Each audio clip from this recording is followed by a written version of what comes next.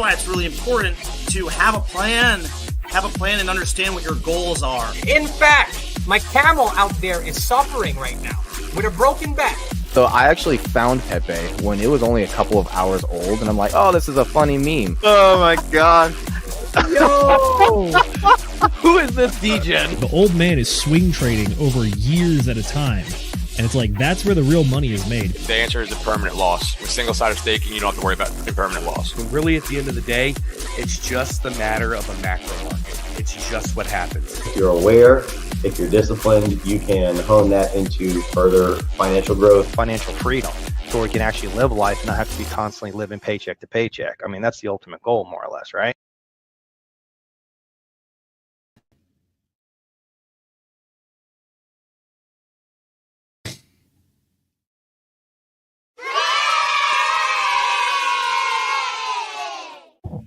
Good evening, ladies, gentlemen, and gentlemen of all ages. Welcome back to another Friday edition of the Book Club presented by Degen Roundtable. I'm your host for the evening, Zenith, and tonight we're going to be talking about The Creature from Jekyll Island. No, that's not a Scooby-Doo movie title. It's actually a book about the Federal Reserve, which is much more scary, let's be real here.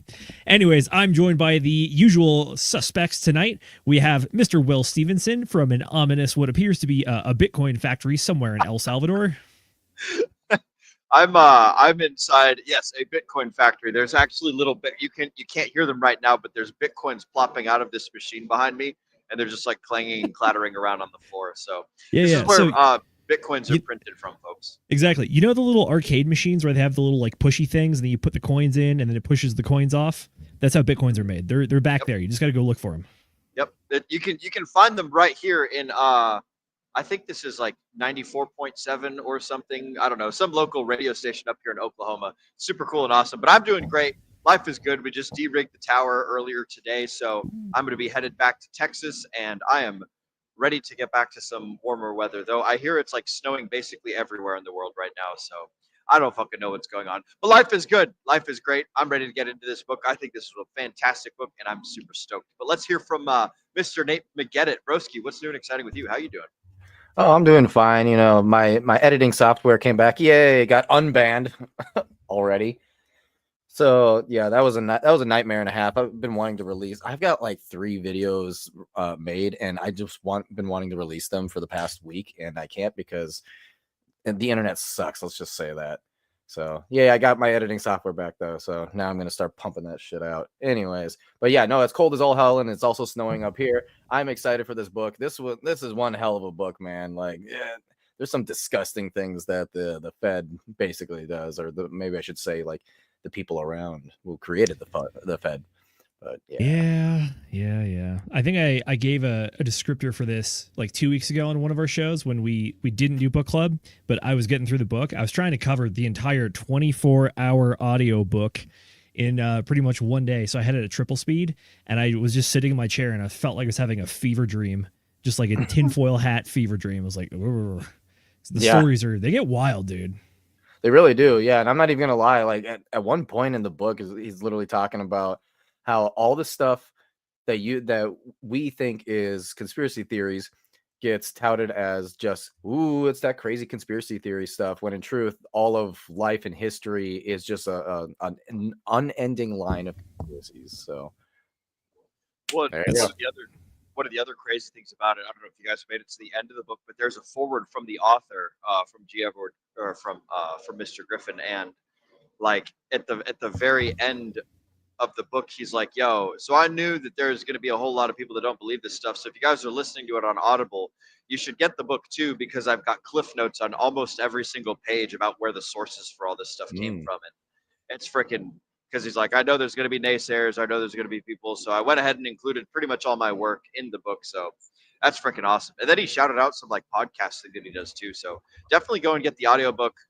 It didn't take me 24 hours to listen to it because I was on like 2x or 1.7 or something, but like it's a fucking sizable book, man. It definitely took a long time. I got about halfway through the second time that I started listening to it, but I finished it day before yesterday, and I was like, I'm gonna go through it again. Let's see what it does. But yeah, wild. I think so for our part 2 of listening to the book, I slowed it down to an enjoyable 2.3 times speed, and that was still very doable in my opinion. I'm serious here. I am. Z, I'm not gonna lie, you're weird. I mean, yes, we're all in crypto. We're all weirdos. Yeah, that is very true. Yep. Like that's how it works. And depending on who the author is, you can get away with like, I don't know, 2.5, 3x speed. I don't know. I can't. I find it harder to absorb the information if it's anything faster than 2. But again, it all depends on who's reading it. So for this book, like I listened to the first time through 1.7, and the second time was on 2, and it was making sense to me the second time around. So I think it works. You're doing great, Zenith. Keep doing good things. Oh, thank you. Much appreciated. But yeah, interesting book. I think it talked about some good fundamental concepts, and then also gave a lot of historical references. So if you are a history buff, this book is for you. It covers a lot of world history, a lot of different failures, mostly. Surprise, the banking and financial world is built off failures. But yeah, it's good there. There's also a good section in the middle that we will be talking about tonight, which talks about the 4 types of money. And additionally, the author actually appeared on some other podcasts and he was the last part of an 8-part podcast series by a gentleman. Oh gosh, what was his name? Money Talks, I believe. Money Talks. Thank you. That it's a 2-hour podcast talking with him, and that is a phenomenal podcast in and of itself. I think it dovetails with the book very nicely because they pretty much do a lot of the recap, like less stories, more of here's the point of a lot of stuff. So if you're not looking for the 24-hour audiobook, which I think I had to get through Audible, but yeah, it's on YouTube. It's in the Degen Roundtable Book Club Telegram. We have the link in there along with a quick summary that we will be using as a bit of a crib sheet tonight to talk about some issues as well. So if you want to follow along, you can find all your stuff over there. Are we getting ready to hit comments? Is our producer back? I don't know. Did she leave? I think she. Yeah, she's good. Okay, excellent. Very well. Ladies and gentlemen, it's time for motherfucking chat shoutouts. Let's get to it. Let's do it. Who we got? Oh, do we have anyone? Oh, we do. Up first, Funkmaster Hex. He says, ladies and gentlemen, good evening. Good evening to you, sir. The drink, as always, I poured my silver bullet into here this time, trying to keep it cooler for a little bit longer. Trying to keep those Rocky Mountains blue, because the can's cold. Sorry, it's dumb, but I like it. All right, Agent J. He says, my father-in-law asked me how Bitcoin is created last night. Lol. He was excited about the Trump coin. There you go. We just did the entire explainer on Bitcoin creation. You go to Oklahoma, you find the radio station, and you go play the arcade machines in the back. That's how you get Bitcoin. Yep. They're literally falling onto the floor right now. I'm a deca millionaire. So what could it's life is good. That's true. I mean, that is an interesting topic as well. Gentlemen, did you happen to take any scratcher bets at the Trump coin? I may have put a few dollars in myself. I did not. And, in retrospect, I should have. I was laughing at it when it was $7. I was like, this is good. 7. This is a silly. Yeah. You were I found out early, about my it at friend. 7. Yeah. You were very early. I was very early. And I was like, oh, look at this. It's already inflated like a bazillion, million, trillion times. I'm not buying that crap. Then I go to sleep. Then I wake up. Then it's at like $80. I'm like, oh, oops. And then it's wherever it's at right now. I don't know, 20, 30, something, some crazy. I'll take a look, but I presume. For reference, it got all the way up to $15 billion market cap with a B. Granted, it's down at like 5.7 right now as we speak, but not bad. Not bad at all. Yeah, it did some pretty good gains. I will say that. Absolutely. Absolutely. Alrighty, who we got next? Moonpill the Rational Optics. He says, what's up, gentlemen?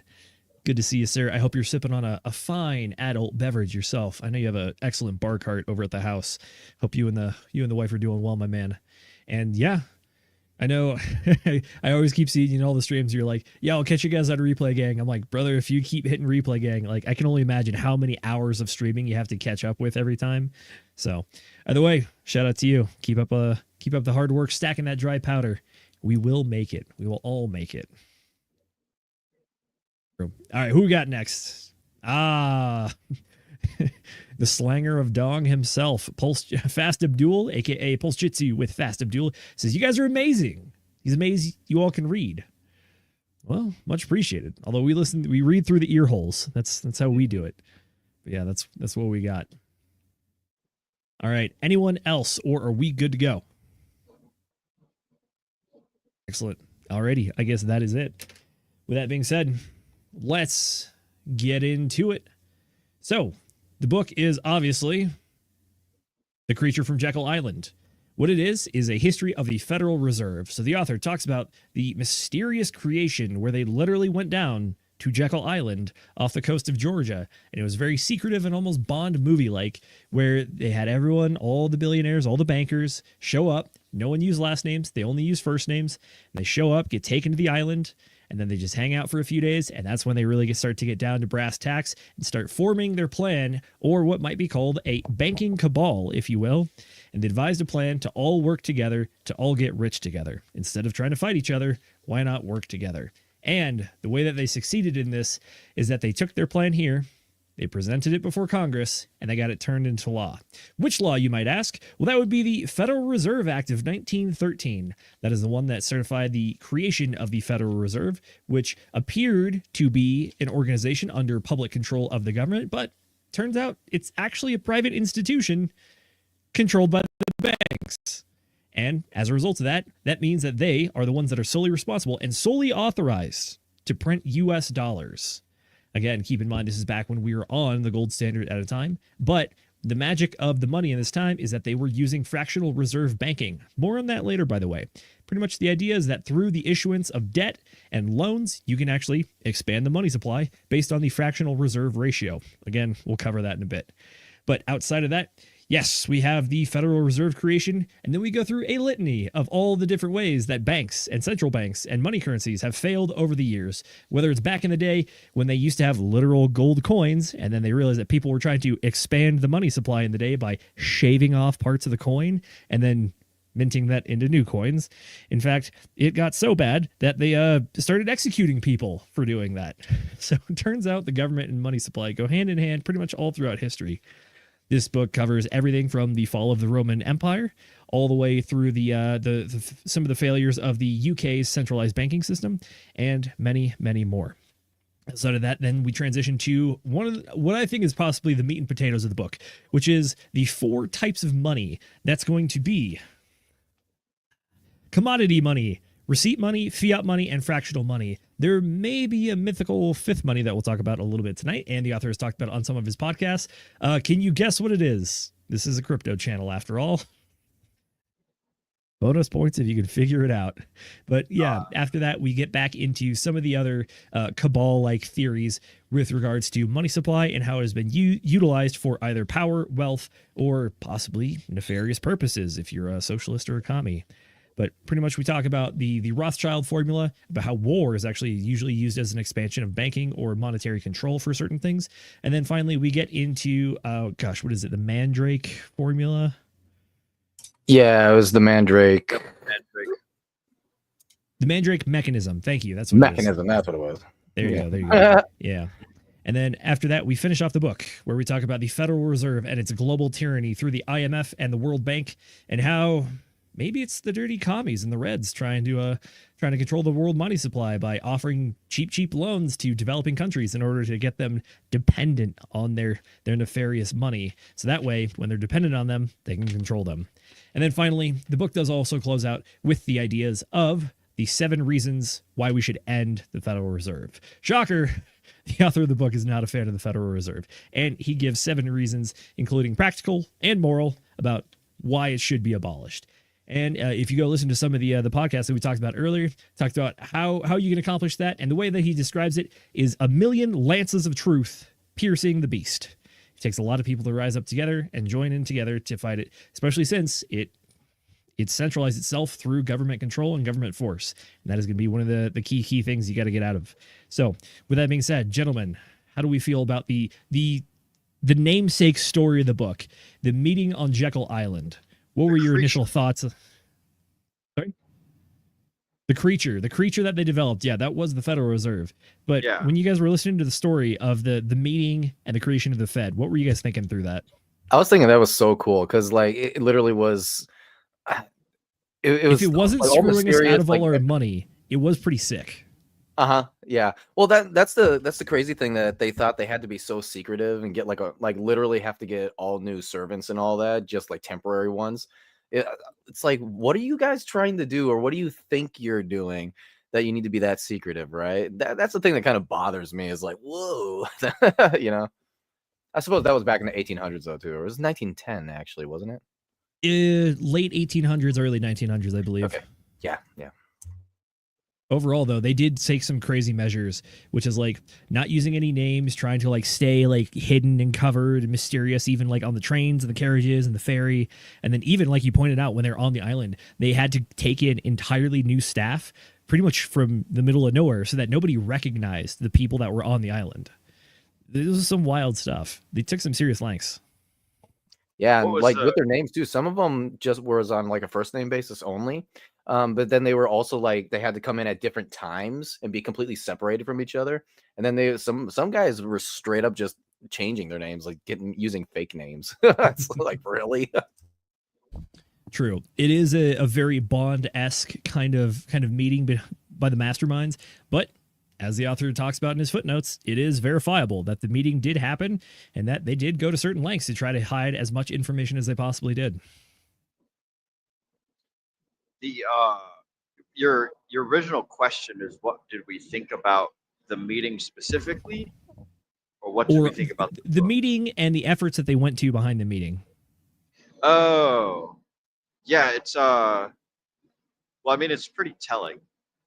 Like the secrecy levels, like people that are proud of what they're doing don't go and meet in secret or something like that. People that, you know, I don't know, like secrecy is important, but bunch of slimy people.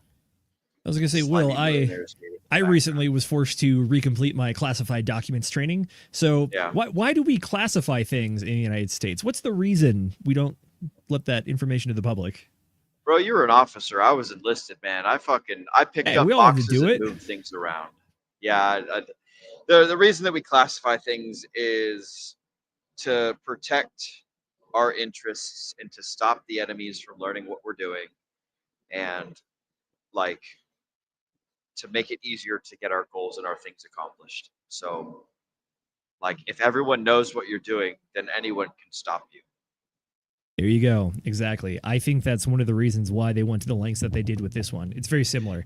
It was the third time they tried installing the Federal Reserve. The other two times, Andrew Jackson was like, yeah, you guys can fuck right off. Get out of here with that crap.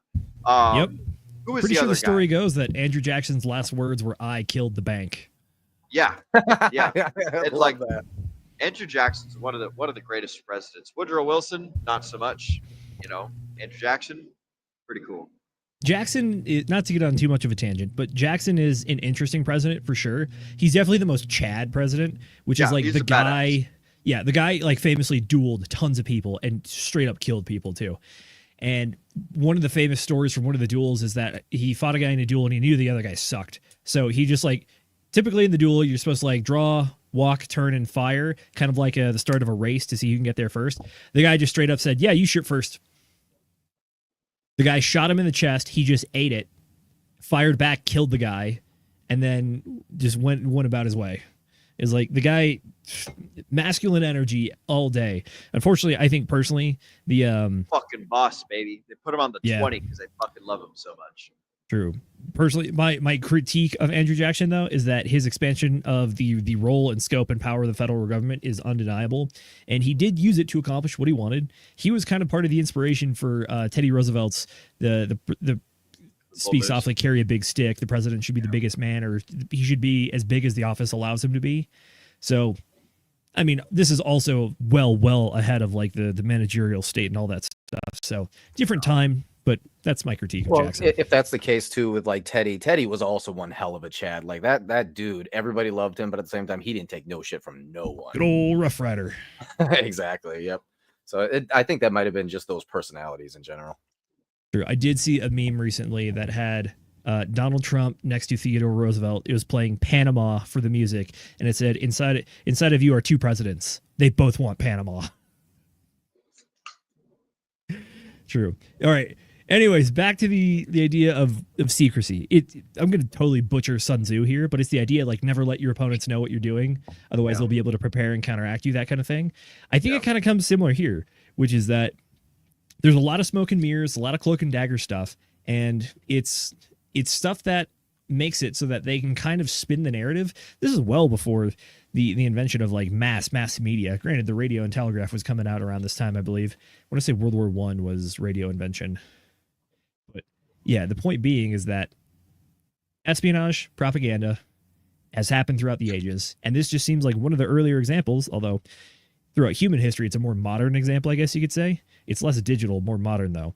But the idea is that if they can control the narrative, they can control the arguments and not try to like reveal too much of what's going on behind the curtain, you still believe it's the Wizard of Oz. You don't know it's that scrawny guy pulling the levers, in which case you believe that the government establishes the Federal Reserve to be part of the government for you, the people, to better you. But the reality is it's a private institution controlled by the largest banks who all get together under their centralized control, even though it appears decentralized.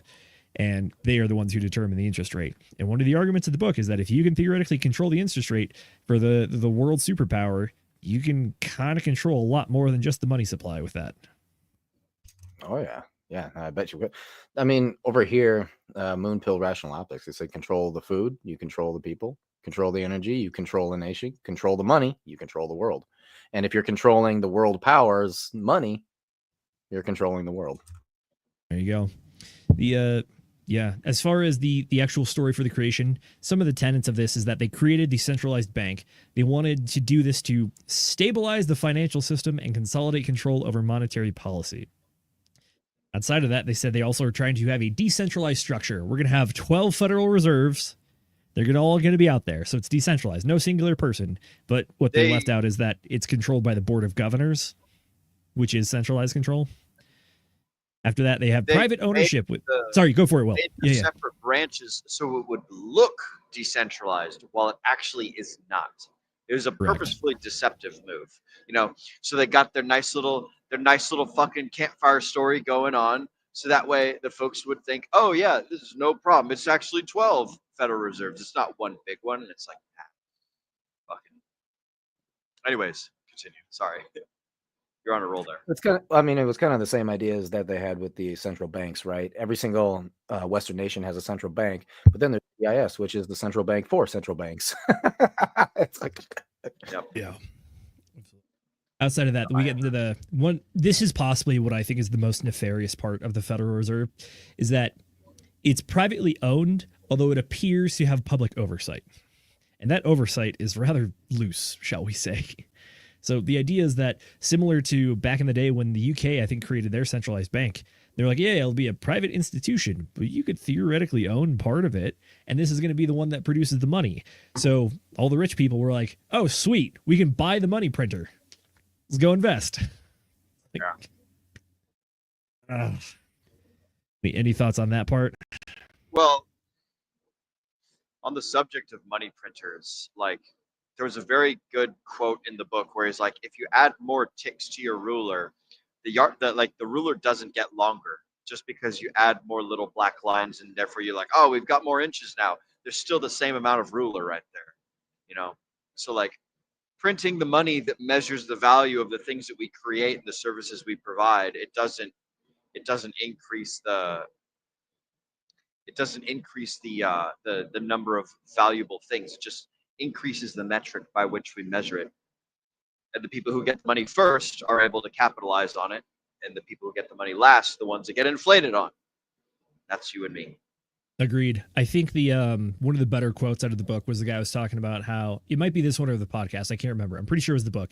But he says, imagine a game of Monopoly and you're playing. You get to that weird mid-game part where everyone has property, but they're running out of money, and you're like, man, if only we had more money, we'd really be able to wheel and deal. So you go get another game of Monopoly, and you just take all the cash from there and distribute it to everyone else. And then you only realize you just made the number go up, but the amount of properties is still the same. Yep. Yeah, and so the price goes up on the properties. That was one of Exactly. my favorite analogies. When he said that, I was like, whoa. It's one of the best explanations you could possibly give to try to explain to people like why printing money is bad. Or at least the effects of printing money. For sure. Speaking of money creation, by the way, based on the Federal Reserve Act, are there any other people that can print money, or is it just the Federal Reserve? Banks. Well, nobody else is able to, but me, you know, I just went, my brain went straight to crypto because I'm like, technically, we're printing money now in crypto. There you go. But you are correct. Units of measurement. We're not printing like value, you know. So That's true. like, you can print more Bitcoin, but you cannot make more value. You know, you can consume electricity units, which costs money. You can stake your hex out, Quattro Cinco, like Crispy Man said. But the thing that is important is like, what is the value that you bring to the table apart from the fact that there's now more units to measure the value? So if you're not increasing the value amount, right? And this is again, like I will harken it back to all the times that I say, like, what is it that you're gonna do in Hexaco? If you're just a rich motherfucker and you can't like fix pipes or make grilled cheese sandwiches or deliver babies or something, then like, what's the value of you having a whole bunch of money? It's like, okay, you can get other people to do it. But let's say everybody on the pirate island has a treasure chest full of gold, right? Like the prices of the whores at the brothel house and the plates of dinner and the bottles of rum, everything goes up to match the amount of money that's in circulation on the pirate island, you know. So that's yeah, very true. What you're talking about is correct. In the book, he talked about how, and this was one of the history lessons where people in trying to create a new type of currency that was, you know, by laws the only type that you could spend. Then all the like pure gold coins and all that, people start hoarding that and try and get rid of the trash currency instead. And ultimately, that's kind of like what, say, Bitcoin is doing, right? Because people are spending their trash fiat, their dirty fiat, for Bitcoins instead, you know? I mean, I guess you could put, like, say, Ethereum, maybe a couple of others in this place as well, because people would much rather get out of the dollar and go to these new cryptocurrencies. So that right there, I would say, is value being built. It's very true. Yeah. Getting out of fiat and into something more stable it's something we've been talking about a lot around these parts, but also I think the general sentiment in the population is starting to pick up on this stuff too. I think it might have really gotten into people's heads during 2021, back when everything was going up, whether you're talking about like Rolexes, cars, freaking Magic the Gathering reserve list cards, like crazy stuff, like anything and everything that had some sort of scarcity to it or was like a luxury item that was hard to be replicated. All that stuff, prices shot through the moon. Alrighty, covered money creation. The other thing is when the bankers got together and created the Federal Reserve, it had the force of law, in which case they adopted dollars. So it's not like you can take your dollars and turn them into anything else and then, I don't know, do something like pay taxes with it. Instead, they required you to pay taxes in U.S. dollars, which is also strengthening the bond between the Federal Reserve and the federal government, because they're saying, "Hey, we'll have this agreement, you and me. We'll let you make the money, and then people have to pay us in money. Otherwise, we get to, you know, throw them in jail and stuff like that." It's a great big nasty system. True, and you're not allowed in. Basically. All right, gentlemen, I want to ask about the final point here, which is the interest rate idea. In your opinion, how important or how valuable do you think the interest rate control is? It's pretty important. You take a look at Weimar Germany and you take a look at the United States, and they're at different rates. You take a look at Venezuela, they were at a very high rate of interest, you know. Argentina, Brazil, like a lot of these places, a lot of these third world countries, they went into a high interest rate print session, and what happened? The country went into a fucking panic. People are spending money as soon as they get it because they know it's not going to be worth anything if they hold on to it. And so, like, the interest rate is important in that if it's, you know, if it's too high, then we run into like hyperinflation, and then everyone loses faith in the system, and then eventually it all crashes. And Are you it, like, regarding to inflation rate or interest rate? oh shit, I was thinking of the wrong number. Damn it. Okay, disregard everything I've said. Partly related. Yeah. Okay. Never mind. I was talking about inflation, not interest rate. Sorry. Yeah. Well, so Take it away. you're talking about like the Fed interest rates, right? Yeah. Yeah. I mean, that controls inflation, right? So the interest rates ultimately it causes booms and busts for so I think it's vitally important to be able to have a healthy economy and to be able to have those control mechanisms, you know. Now, do I agree with the fiat system and having to use those mechanisms? No, but since we have since we have the system, we do need the control mechanism. So I'll say yes. That's very, very good to have. That's fair. I guess as there's 2 points I want to make. First off, when they made the idea of the Federal Reserve controlling the interest rate as the primary rate that the banks will borrow between each other, I don't think they really had in mind that the scope and scale of the federal government was just absolutely going to balloon and become something unimaginable, and that's the interest rate that we would also pay back on national debt to our debtors. I don't know if that idea was actually in their mind at the time, because for a while, like through a good chunk of the 1800s, the U.S. actually paid back all of its debts after wars. If we ever had to like borrow money to like fight wars or do some sort of crisis management, we ended up usually paying back the money. The idea that we're racking up a theoretically infinite debt and we're never going to pay it back, that's a very modern phenomenon. If anything, it's actually from like the 60s, I believe. But yeah, I can't imagine at the time that they created this, they would think that the interest rate is going to be the thing that controls the rate that the federal government itself pays to other people. Because again, if it truly is this banking cabal that the book is making out to be, that means that they're primarily focused on how to interact with each other. You know, I agree with you on that one. That's an interesting point, because one of the things he was talking about in the book was if you just if you have a certain amount of money circulating through an economy and you just let the free market do whatever it's going to do, it automatically will balance itself out.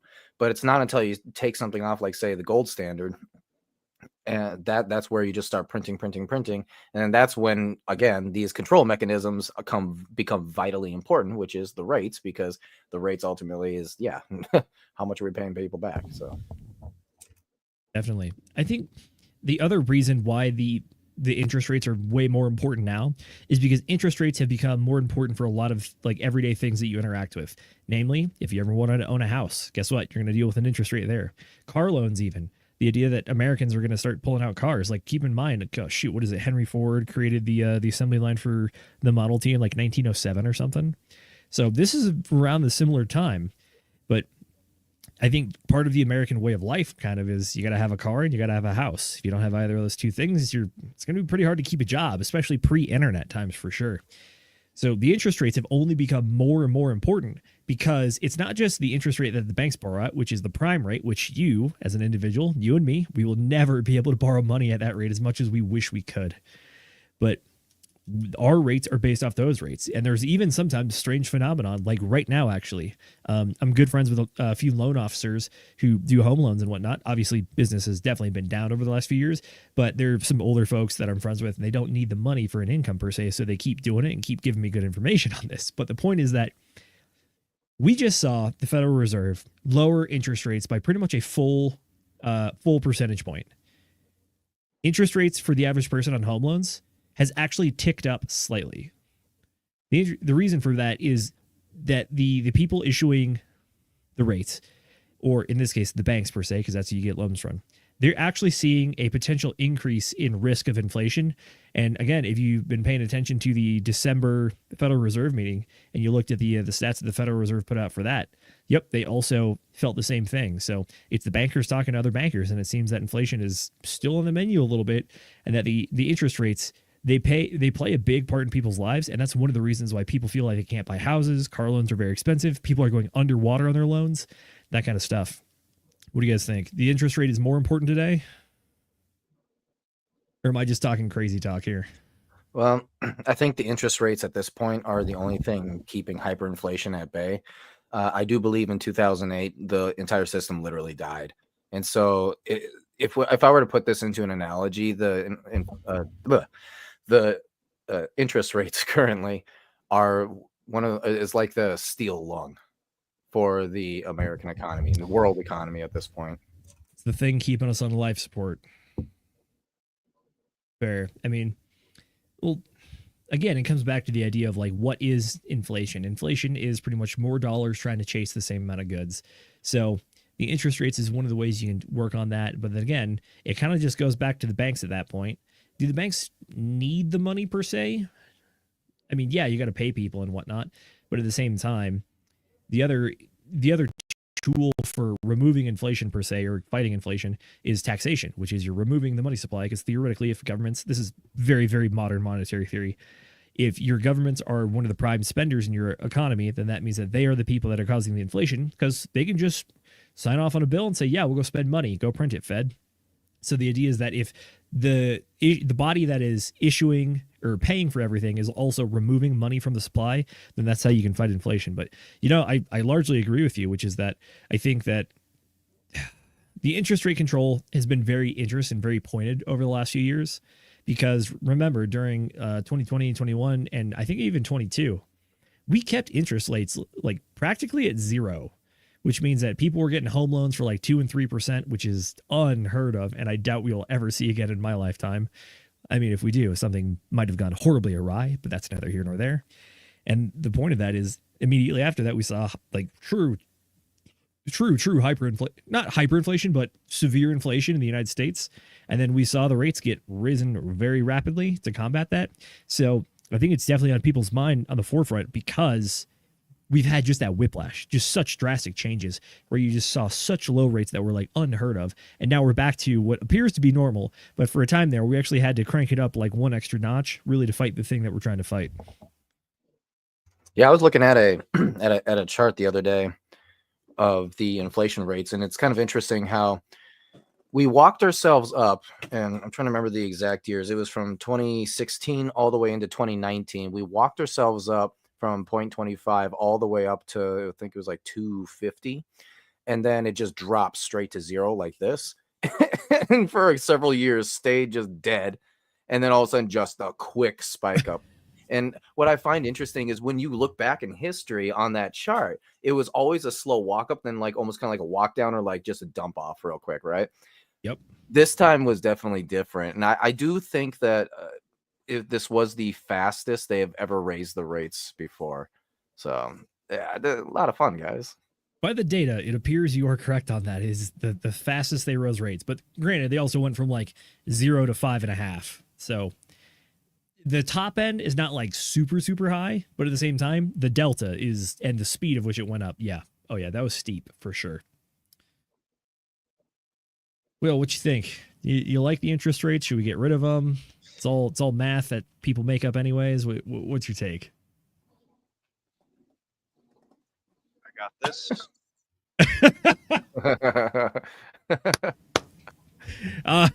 Well, is math campfire stories? I mean, it is affecting us directly, Will. Sure. It is affecting us directly. It has the power over you that you allow it to have over you. So, like, if you're deciding to go and buy a house and get a loan and therefore use this interest rate system, then you're going to be at the whims of the campfire story that they tell, right? If you choose not to do that, if you buy your home cash, then you're doing this, that, or the other thing. Like, there's ways to game the system. It's one tool inside the toolbox. That's my general thesis of it. I don't really understand how it works entirely. And so, of course, it's super easy for me to just dismiss it as a campfire story. But like, that's fair. I don't know. Like, what is the leverage that it gives you over your life? That's the question that I ask myself with most information, right? It's like, how does this, like, if it's a tool, if it's a crowbar to help you open this door that is locked shut, like, does it work better than an axe? Does it work better than a jackhammer? You know, what is the tool? What is its leverage? What are you going to do with the information? So like, we can learn about it all day long, but the only thing that's useful is the decisions that we make based on this information. And the core of the information is Fed bad, money printing bad, interest rates bad. You know, like there's some people in charge that are going to do stuff that benefits them. We can't control them. We're not going to know what it is until it's too late, you know, and we can listen to the words that they tell us based on the things that they're going to do. But like, they're not going to give away their super secret plans that like, they're not going to tell you the next stock that Nancy Pelosi is going to buy until after she's already bought it, you know? And like, oh shit, when they were describing some of the first like Red Shield gentlemen, I'm not going to say the actual name because I don't know if we get flagged for that on YouTube or not, but the gentlemen of the Red Shields, you know, I'm not positive, but I already said the name, I think, so. Oh, you did? Okay. Well, I'm not going to say it, so maybe they'll come after you. They won't come after me. But It's a But anyways, powerful that bad. family that's the Red Shields people, they made their initial fortune because they had the people that knew the information from whatever the fuck war it was. Maybe it was the Napoleonic War or whatever the hell. And they had a person like who delivered them the information, and they started dumping their stock. And then the rest of the world was like, oh my God, this guy gets the information first. He's dumping his stock. Everybody panic, and everybody fucking sold. And then in one fell swoop, he bought up the bottom. He started the momentum train that got everybody into a panic. And like, I wonder how much of the Federal Reserve's like meeting notes, the core CPI inflation numbers, all that bullshit is like a campfire story to get like the inflation rates, the data, all that stuff. Is it all a campfire story to get us to take some sort of action, and then somebody else swoops in, buys up all the stuff, and like basically rug pulls everyone? And that's how they ended up owning like England or some other bit. I don't recall exactly the entire story, but I know that was the story of how they made a lot of their money at the very beginning of their, you know, family's dynasty that still runs on to this very day. So anyways, to answer your question, what I think about not inflation, about interest rates is But I the think private that control of interest rates. yeah, I think that it's like, you know, people that have power are going to express it. So it's good information, but it's not practical information. It's good background information, but it's not going to help you get the shit that you want to do done in your life. You know, it's like I don't know, secondary knowledge or something like that, as opposed to like primary knowledge. You know, less useful, but good to know. Good to know for sure. And I think that a lot of the stuff in this book is good to know information, but doesn't necessarily like give you all the tools you need to solve all of your problems in your life. So that's my thoughts on interest rates and things like that. I don't understand it. It doesn't help me unless I want to buy a house or a car, or I want to get a loan or something. Or food. Or Yeah, food, or that food. too. Yeah. Okay, so Hey, and something if I'm a foreign country and I need money for X, Y, and Z war that I'm fighting, or X, Y, and Z famine that I'm going through, then hey, I could just borrow a bunch of money. They never expect to get it back from me, right? I just pay the interest rate, and then eventually the debt gets forgiven. Not really forgiven. It gets taken over by the American taxpayer, right? Because all the FDIC and insurance and stuff. But like the insurance, or not the insurance, the interest rate is just the rate at which you're basically paying the people who give you a subscription fee for their goodwill and generosity. And then like they never expect to get the entire amount back. That's up for the US taxpayers and the other country taxpayers to take care of. Nate, what you Absolutely got? true. So one of the things that Moonpilled actually said over here in our comments is stress adds to the decline in health due to financial burdens that these people have created. And this is very much true. So you have the health, but part of that also that I was thinking about is the less purchasing power that you end up taking away from the people, the less they're able to buy food. And if you're, as per Moonpilled said earlier, if you take that food away, then you lose control of the people. And I think this is a massive reason why we're seeing the huge spikes and decreases and everything, just all the wild interest rate changes, is because they're realizing that they're losing this the ability for people to have purchasing power. They're losing control of it, and so now they're kind of like taking desperate measures to get under control again. Just my opinion. Okay. And that right there is going to show you just how important these interest rates actually are, at least to these people, but to us as well. I actually think Will had a really good point, though. I know he might be memeing on us a little bit with the everything is campfire stories, but your point about the interest rates only matter if you involve yourself with the interest rates is very true. Which is like, if you are constantly living on credit card loans, you have a car loan, you have a house loan, all that stuff, then yeah, you've kind of made yourself a slave to the interest rates. But if you are able to avoid these systems that use this style of lending as their basis, then theoretically, the interest rates can change all they want. It's not going to affect you because you're not touching them.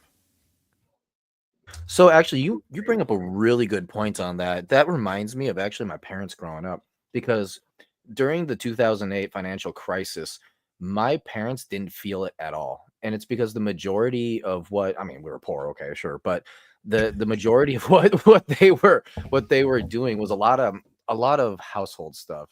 Like they were trying to get off the grid as much as possible, and that's kind of how we lived life, So we had the whole farm, raising our own vegetables, meat, chicken, stuff like that, right? Sewing our own clothes, just stuff like that. There wasn't a whole hell of a lot of being involved in the current financial system when it came to the way that I grew up. So, I mean, you're definitely correct about that, Will, that if you do take yourself off of the actual financial system itself and don't get so extremely reliant on it, you can get insulated from these interest rates. True. I don't know, when Moonpill brought up that comment about stress affecting your health, I remember back to thinking about like deer and people explaining to me like, oh yeah, sometimes deer just get stressed and die. And I was like, how have they survived as long as they have?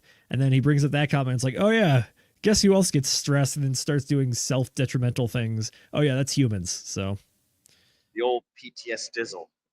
Yep. A classic, if you will. You have weird dreams about how your boss is making you go back to the academy, and then he's disappointed in you because you didn't cook the spaghetti sauce correctly, and that keeps you up at night. It's like, wow, this brain thing is weird. Yep. Anyways, that's enough of that. All right, gents. Any final thoughts on the creation of the Federal Reserve? Do you think we hit all the major points here? No, but Paul did have something to say to you in the comments with they also get stressed when shot. It's true. Hear me out. That is a stressful experience, regardless of your species. It's not stressful for very long, though. So, like, in terms of duration of pain, like, getting shot's not the worst thing in the world. So there you go. Yeah, that's true. I remember... If you get shot in the right places. If you get shot in the wrong places, it could be a very long time. Very long process. True. Yeah, shout out to Moon Pill Rational Optics. He says, Z, I think you need a stronger drink there. Oh, if we're talking about that, we might. But we'll try to ignore that for now. Just have fun with it, if you will. Alrighty, gentlemen. This brings us to what I think is possibly one of the more concrete lessons out of the book, and that is the 4 types of money. So I want to kick it over to you guys. Can you give me one of the types of money and an example of how that kind of money has failed in the past? Fiat. Fiat. Okay. How did fiat fail? Or how about this? What is fiat? Fiat is money by decree. Decree by who? By the people in charge. Correct. Could that be a private corporation even? I suppose. I don't see why not. Fair enough. I was going to say, you can even think back to the old Western days when we had mining companies. Sometimes they had the mining town. And you know what was good tender in those mining towns? Company store. Company store money. There you go. The old, oh gosh, why am I thinking of like some Doug Dimmadome meme reference for Dimmabucks or something? Company store.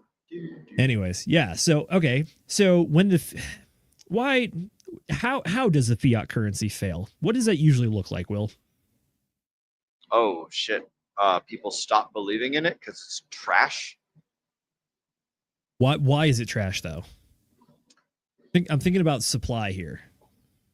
Oh man, I got no clue here. Well, I was gonna say if there's with the rates. You're gonna have to pick up your own breadcrumbs because I am not following. That's fair. I was gonna say the issue with fiat currency is similar to an example I think you brought up earlier, which is Weimar Germany, which is that if you have no limits or restriction on who can print money and why, you're just grabbing another box of Monopoly. Oh yeah. AKA, if there's no backing or there's no limitation on your money supply, AKA, that's kind of what fiat is. It's just a thing that someone has declared, this is money, you should accept it. If they do that, what's stopping them from making more of it? And if anything, history has shown us that people are very, very bad at trying to stop themselves from doing this exact thing. Fair enough. All right, we got fiat currency. Nate, can you give me one of the other ones? Yeah, so fractional money. All right. Oh, we're going for the big ones. Okay, fair enough. Yeah. Well, see, this one here kind of got to me because he in the book he brought it up in a very interesting way, right? So it's the pooling and lending of money, even if not available for lending, aka like a bank. You know, you give $100 to a bank, that bank then lends out $90 to another bank, and then they lend out $90 to another bank, and you've just repeated the money, and it's like, okay, where did all this come from? You don't even know, right? But the interesting thing, the way that he put fractional money that I thought was interesting is it's nothing more than just transitional money. It's transitioning from what was the other one? From receipt money over into fiat money. So it's like transitioning at that point. Correct. Receipt money and the receipt and the fractional are actually kind of like two sides of the same coin, from my understanding of what the author was trying to say, which is that the receipt money, if you will, is that instead of printing something that has intrinsic value, they give you a receipt that says, like, it's a note that says, paid to the bearer of this holder $5 US. Or you could call them traveler's checks, if you will, which is that it doesn't matter whose name is on it. What matters is that the thing exists, it's signed off by the issuing company, and theoretically, anybody should be able to turn it in, get the money out. What that does is it gives you the perverse opportunity similar to fiat, which is that, like fiat, it's backed by nothing. You can print as much as if you want. What if you actually have something that's backed by something, but you still print more than the thing that exists backing it? That's where the receipt money fails, which is that they're promising too much. They're promising more than they actually have. So if you have a bank run in this case, which is people get wind of like, oh, these people are actually inflating their supply unnecessarily, then you get a good old bank run where everyone shows up and everyone has a ticket that says, I would like 1 unit of whatever this gets me. And then when you get halfway through the line, they're like, oh, wow, we ran out. And then people are like, well, I have my ticket and I need my thing. It's like, congratulations. You now just have a piece of paper. Hey, good job. You trusted a liar and now you're fucked. That's one way of putting it. But yeah, Nate, to your point, fractional reserve banking is the inverse, which is instead of promising things, you actually give the person a note that says, oh, now you promise to owe me money in the future. And they create it not through issuing checks, but issuing debt. And that's where we get the fractional stuff and the fractional reserve, which you alluded to earlier. You want to try to explain that one? Oh, the fractional reserve? Yeah. Oh. So you alluded to it. You made the example about it. Yep. So the fractional reserve is that a bank really only needs to hold 10% of its. Actually, is it 1% or 10%? Remind me. Right now, it is 0. It changed in 2020. Wait, did it? There is no longer any requirement for a bank to be backed. Yeah. Wow. Okay, I didn't hear that one. Okay, so the way it used to be then is it used to be 10%, and what you would do is for every.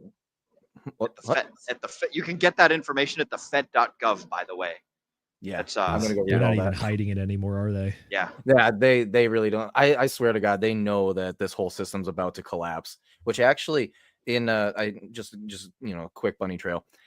I had an interesting thought where that I literally said to myself, "Oh, they knew that this whole thing's going to been collapsing since the 80s," which is why maybe they created a new type of money. I don't know. That was a compelling argument there.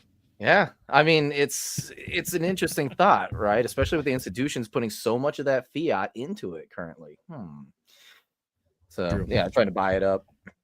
But yeah, yep. Long story short, the fractional reserve is simply that, like I said, you have a bank. The bank wants to simply borrows out the money, but up to, well, I guess unlimited at this point, right? And then you give them $100. They now have $100 in the vault.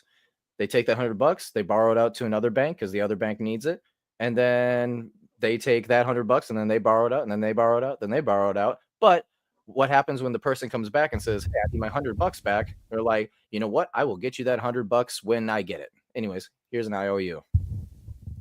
Pretty similar. So to put the fine point on this one, the fractional reserve rate that you're talking about, 10% is actually one of the, it's a classic economic example that they use in the textbooks because the math works out nicely, which is that person A puts $100 in the bank, or they are issued debt for X amount. The bank is required to hold whatever that percentage is of that initial amount. So if it's $100 in and your reserve rate is 10%, that means the bank must hold $10 in reserve for you. That means that the $90 other dollars, those can be lent out. Now, if you take the $90 and you do the same exact thing, 10% of the 90 is now $9. And then you have to take $81 out and then do that. And you have to hold $8.10 back. And what that does is it kind of creates that descending triangle of like $100, 90, 81, so far until you get down to diminishing returns. You can mathematically calculate how much that multiplies that original $100 by. And the single variable that changes the amount in this is the reserve rate itself. So if you take that from 10% to 5%, theoretically, you could double, if not more than double, the amount of money that could be loaned out. Or in the case of fractional reserve banking, which is through debt creation, you could change that by them owing that to you, the bank, and they are required to pay it every time. Does that make sense? No, that doesn't make any sense. Isn't that like a good way just to get wrecked? I would argue yes, but if everyone's reliant on the system, if when that traffic light turns green, everyone steps on the accelerator at the exact perfect same time, no one will hit each other. It's like, there you go. That's great in theory. Let's see how it happens in the real world. It might be different. But by the way, I think one of my favorite quotes for the book, he said it once or twice. He's trying to explain like the banking system and some of the fractional reserve stuff. And he goes, quote, "Be prepared for none of this to make any sense. But this explanation is actually how the banks do it." Dude, when he said that, I almost fell over. Oh man, that was hilarious. I'm like, okay, cool. I'm not going to try and understand it. I'm just going to listen to it. Wild. Yeah, I heard that part and I was thinking about Will for this one. And I was like, I imagine Will is probably like mentally high-fiving the guy over that. I'm looking for the message from Johnny. He said he sent me the Federal Reserve thing. Johnny, I'm looking for it. She said, oh, never mind. Notifications, somewheres. Mr. Johnny Chaos, by the way, good to see you, man. Yes. Because, if there was a bank run today, it would take 1,000 years to print the physical cash. We have been a digital currency. Dude, he's so right. I heard the physical cash on hand that we have just recently hit $1 billion, but I mean we're up to multi-trillions in debt. And like when I first heard that, the reason why I remember this so much is number one, because it blew my mind, but number two, I actually sent it out to my workspace. I was like, hey guys, how do you like the dollar bill? There you go. True. That's one of my favorite things to post as well. Someone made a graphic that says like the worst meme coin in existence has been out for a long time, and its value has only gone down 98% over its entire lifetime. And they show the graph, and they're like, "Oh wait, that's the U.S. dollar." I've seen that meme. That is a fantastic meme. You think Hex is doing bad? Look at the U.S. dollar. Yeah. Try not to. All right. So by the way, I guess it's my turn to talk about one of the two remaining types of money. Yes. Will, is this money? Yep. Those are money. What am I holding here? Copper jacketed? No, I think now they're green tips. Okay, I was about to say those look like 762 by 54R if those are the copper jacketed. No, that's 556, baby. And obviously what we're talking about is bullets. This theoretically could be a money supply too. Yep. What's the famous saying that like what in the apocalypse it's going to be bullets, booze, and bandages? That's going to be your money supply. Similar to back in the day, they used to trade like literal tobacco leaves. Or if you want to get real ancient with it, their money was a jar Women. of ground wheat. Oh. I was going to say it was livestock is actually- another one too, that but was slight differences between bovines and females, if you know what I'm saying. We're gonna get canceled. Well, I should fucking hope so. Getting a little bit of trouble here. Yeah, maybe. We'll try to keep breezing past that one. Anyways, what I'm referring to is pretty much people finding commodities to act as money. Whether you're in prison and it's the old cigarettes, or I heard that cigarettes are out and they have new stuff in. But regardless, it's the idea that when you have no money, like a dollar or a gold coin, at the end of the day, it all goes back to barter. And if people are always willing to barter over the same thing, then you have some sort of commodity money. And you can come up with these weird ratios where it's like 72 cigarettes is equal to like 3 bullets or something crazy like that. And there's a long, long history of commodities trading in the world. And we even have an entire market for it now. That would be regulated by the CFTC, or the Commodities Future Trading Commission. So one of the oldest ways of doing it, but still highly relevant. And if everything goes to crap, well, we'll just go back to that. What do you guys think about barter and the old commodities? It is very inefficient. Super inefficient. That it is. You want to elaborate on that one? Well, okay. So the issue with bartering is that the worth of something is kind of subjective to other people. So, one bullet for one person is not gonna be worth as much as one bullet to another person, right? If you have a gun, you need just that one bullet to go shoot something to kill it and eat it, right? That's gonna be worth a lot to you versus one person who doesn't even have a gun. It's like, what am I gonna do with this? I don't need it, and throws it away, right? And so the issue that you end up running into is you can't just go anywhere and buy whatever it is you want. You have to go find someone specific who wants the thing that you have. And then do they have the thing that you want? And so it's literally kind of like a lining of the stars at that point. That's true.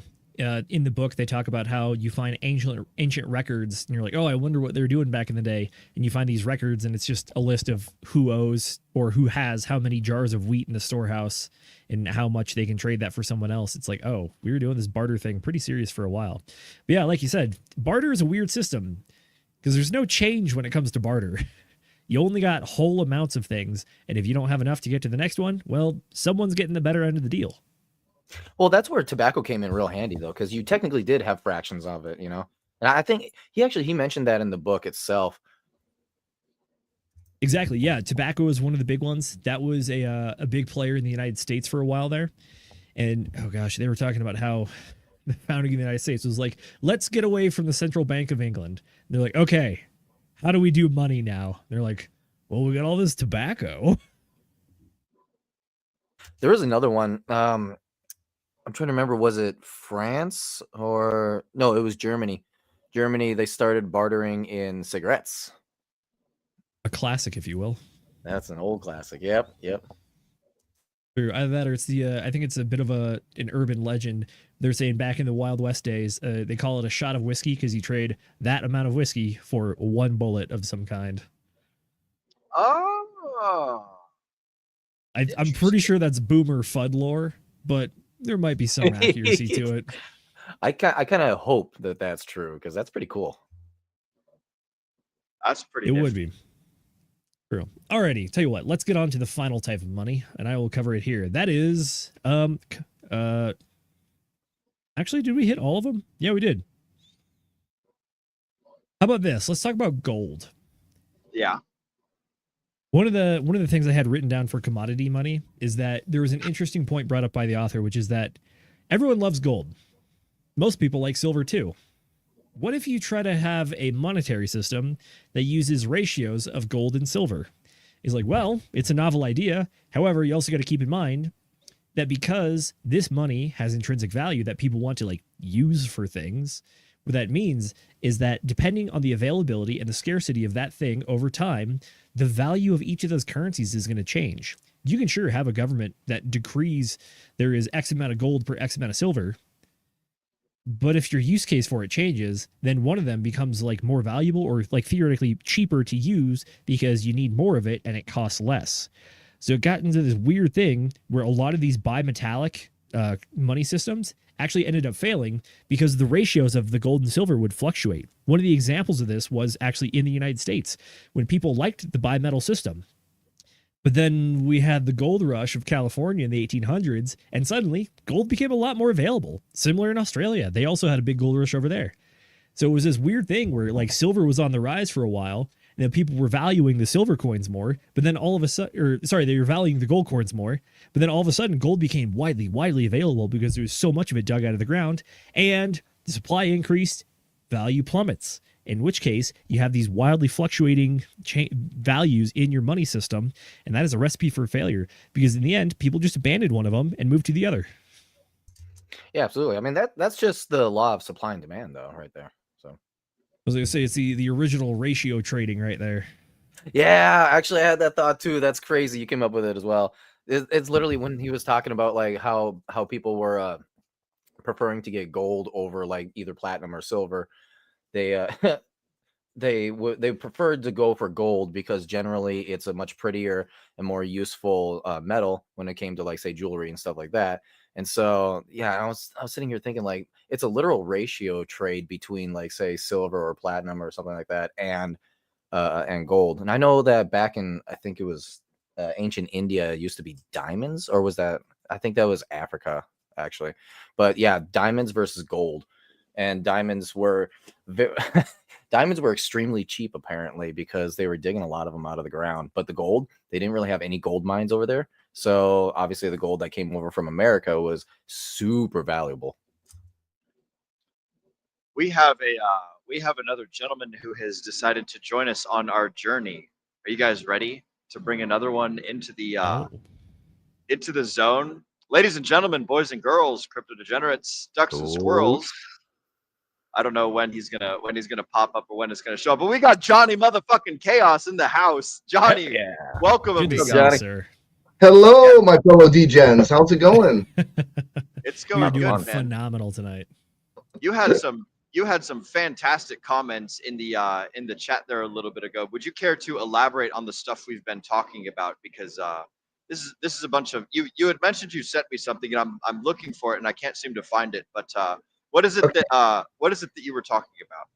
Nathan's also got it because he asked me for it. I sent him a clip of it too. It's the history of Bitcoin, and it really is a good companion to the Creature from Jekyll Island because it talks about where money was, how money developed, all that stuff, and into the digital age. As you guys know, the money we have now is digital. It's been digital for a long time.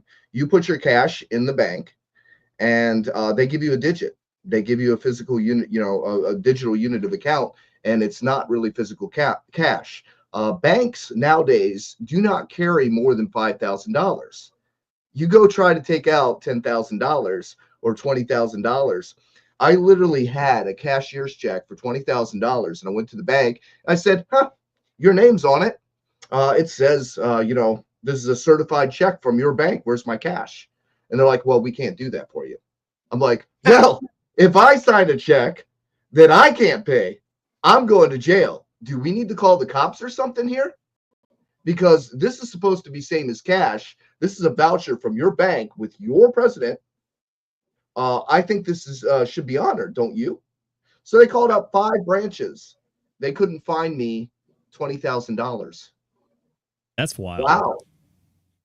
And then you look at it and you realize that, yes, indeed, it will take 1,000 years. If there was a bank run today, everybody said, take out my digital units of account and give me $100 bills. If everybody did that today, with the presses the way they run, it would take 1,000 years running 24/7, 365 days a year, printing $100 bills at the current rate. It would take 1,000 years. I don't have 10 lifetimes to wait for my cash. How about y'all? Nope. Well, in fact, I maybe. think there's a pop culture idea of it's my money and I need it now. Right. But it's not your money. When it's in the bank, it is not your money. And like Will pointed out earlier today, he was talking about they rescinded that 10%. Okay. And this is where it gets interesting, guys, because we're in cryptocurrency for the cryptocurrency principles, right? Bitcoin was invented to be hard money. There's a problem with that, though. One, the code is not immutable. It is modifiable based on Bitcoin improvement proposals. Ethereum has EIPs, which are Ethereum improvement proposals. Okay, these are not immutable codes that nobody can change. The codes can change. So this idea of Bitcoin being the only true money and immutable is a lie. Now they can get away with it for now because it's inflationary for the next 120 years. Okay, so we'll all be dead before Bitcoin ever hits its 21 million Bitcoin. But at that point, when you get to the end, how did the miners make money? How do they continue to pay their power bills? Right?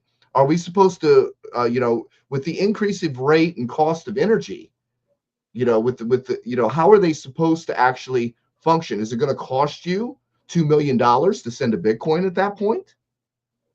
How are they going to do that? How are they going to incentivize the miners to continue doing it?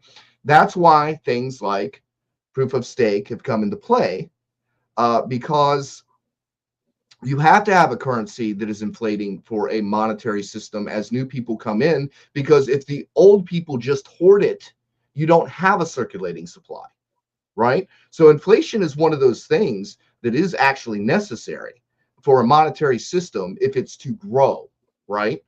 Now you can limit that inflation, but again, when you're talking about caps and hard caps and stuff, you're no longer talking about a monetary system. What you're talking about is a collectible. Okay, a limited edition collectible. That is not a monetary system. Okay, limited production runs, things that are limited in supply are collectibles. They're not meant to be monetary systems. However, like I said, Bitcoin can be changed. The miners could get to 21 million and say, all right, fine, we're going to make that 40 million. We decided, we all agree, we're the ones running the mining equipment. We all agree that we're not getting paid enough, so we're going to increase that supply. Okay, so it's consensus. It's what the people in control say they're going to do, and you're dependent on them doing that. Now, Hex, guys, is an immutable code.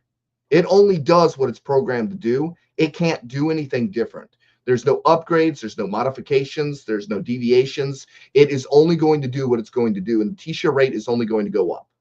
That's what makes it very unique, and that's what makes it dangerous, because now you're talking about an immutable code that can't be changed, that can't be manipulated. That's what makes it dangerous. That's why we get the hate that we do, because this is unheard of. This is not giving money to the people that are already in power, that are in position, that are mining a majority of the blocks and getting the inflation. This is a system that allows every participant to participate with whatever hardware, no special equipment whatsoever, for them to actually be a participant in the network, as opposed to just being a consumer of somebody else's products. That is the power of that. Okay. And, this is hard for Bitcoiners to grasp. And here's what's even worse. Everyone is cheering this institutionalization.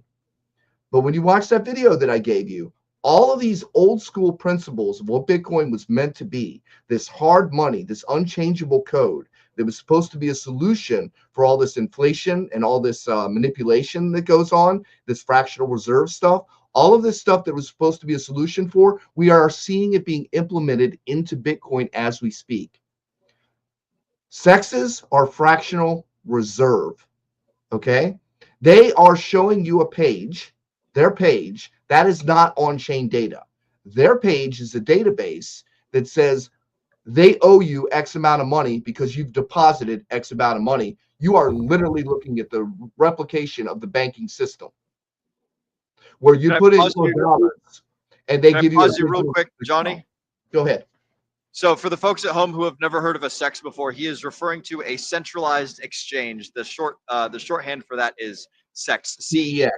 So yes, for the folks at home who are brand new to crypto, that's what Johnny's talking about when he's referring to centralized exchange. It's similar to, like, Amazon or Netflix or whatever. You subscribe, you get a subscription, you get an account, you own these digital assets, but you don't really own them. If you buy a movie on Amazon Prime and then they block your account, you can't extract that movie from Amazon Prime. It's stuck there. It belongs to them. They own it. Same thing with centralized exchanges. When you buy Bitcoin, when you buy Ethereum, when you buy, fucking Dogecoin, whatever the hell, on the centralized exchange, they're the ones that own it, and they just have a receipt assigned to your like little login information that's yours. Continue on your thought though, Johnny. I just wanted to real quick I want to jump in real quick to try to help elaborate on your idea, because this is a very important one. What is happening right now with Bitcoin and the ETFs and the centralized exchanges, for historical reference, this is very similar, and there's precedent for this. This is what happened with stockbroking back in the day, was that you used to actually be able to get your literal certificates of stock, of ownership of a company. Now, but eventually, exactly, through the advancement of technology and just it got faster and faster, the ability to actually get people their certificates was more difficult. And then it got to the point where we started having clearinghouses and holding companies. And now we're at the point where your 401k even, or if you're a day trader as well, you can log on to Fidelity. They'll show you own X amount of Google or whatever. Do you have those physical stocks papers showing your ownership of the company? No, you don't have that anymore. What you have is someone that you trust that actually has this, and then they also keep the record on your behalf because they're so benevolent. And then they also charge a little money on top of it too. And you have to ask them for permission to get it back, which also again is against the whole entire crypto ethos of asking for permission. There you go. Will is absolutely right. Mr. Will Stevenson Sr., I believe, has it there. That's my father, Will Stevenson Jr. Shout out to my dad in the chats. Good to see you, Dad. Welcome to the stream. I think this is the first show he's watching live. This is excellent. Thanks for I finally come to visit with you guys because Will told me about that too. I'm glad you did. Yep. You got some really good information, Johnny. This is awesome, dude. So guys, I mean, what should be concerning is we are actually seeing the banks utilize the same exact mechanisms that have kept them in power and control, creating money out of thin air, even on our hard assets that we call crypto, because now we have what's called fractional reserve crypto. It's becoming a fractional reserve crypto system. Now, look, here's the thing, though. Nobody cares about any of this decentralization or any of this stuff or any of the ethos or any reason why Bitcoin is created as long as number goes up. And as long as they don't have a problem, they don't see a problem with it. They're just happy that BlackRock is pumping the bag. I should say Rockenegra because we're probably going to get banned. Yeah, I mean, that is the money. That is the powers that be, okay? You don't want them in your stuff. But they're going to be. And it was only a matter of time before they were going to be. But I don't know that we're going to like where this is going, because you have literally centralized exchanges that are now loaning out more coins or withdrawing more coins. So here's what happens, okay? All right. Let's talk a little bit more in depth about this fractional reserve concept. Fort Knox has gold, okay? You have a receipt that says you have gold. Okay, you have gold in Fort Knox. If you sell your receipt back to someone else, they will credit that person with the receipt. Nobody is going in there and moving a gold bar from this person's stack onto this person's stack. Okay, so the same to be said with the sexes. Okay, they have their wallet. Okay, when you trade, you're trading on their database.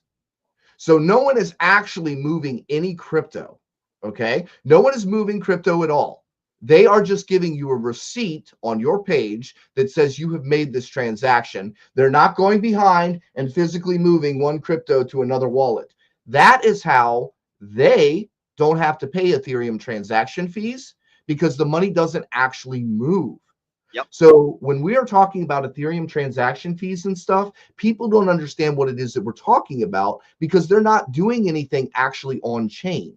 The only thing they're doing is they're interacting with their databases that they think is doing crypto, when in all actuality is they have a receipt for crypto that they don't actually hold. Okay. And where that becomes a problem is those coins that you give to the sexes, you will see in their terms of service that if they go bankrupt, it's theirs. They don't have to give it to you. What happened with FTX was there was a bank run. Okay. There was a forced bank run that said, show us that you're not illiquid. Okay. And what happened was, guess what? They didn't have any of the money.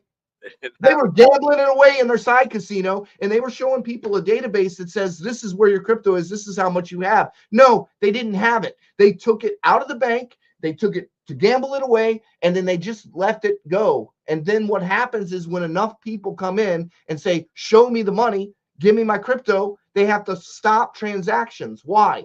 Because they do not have enough coins to cover their tab.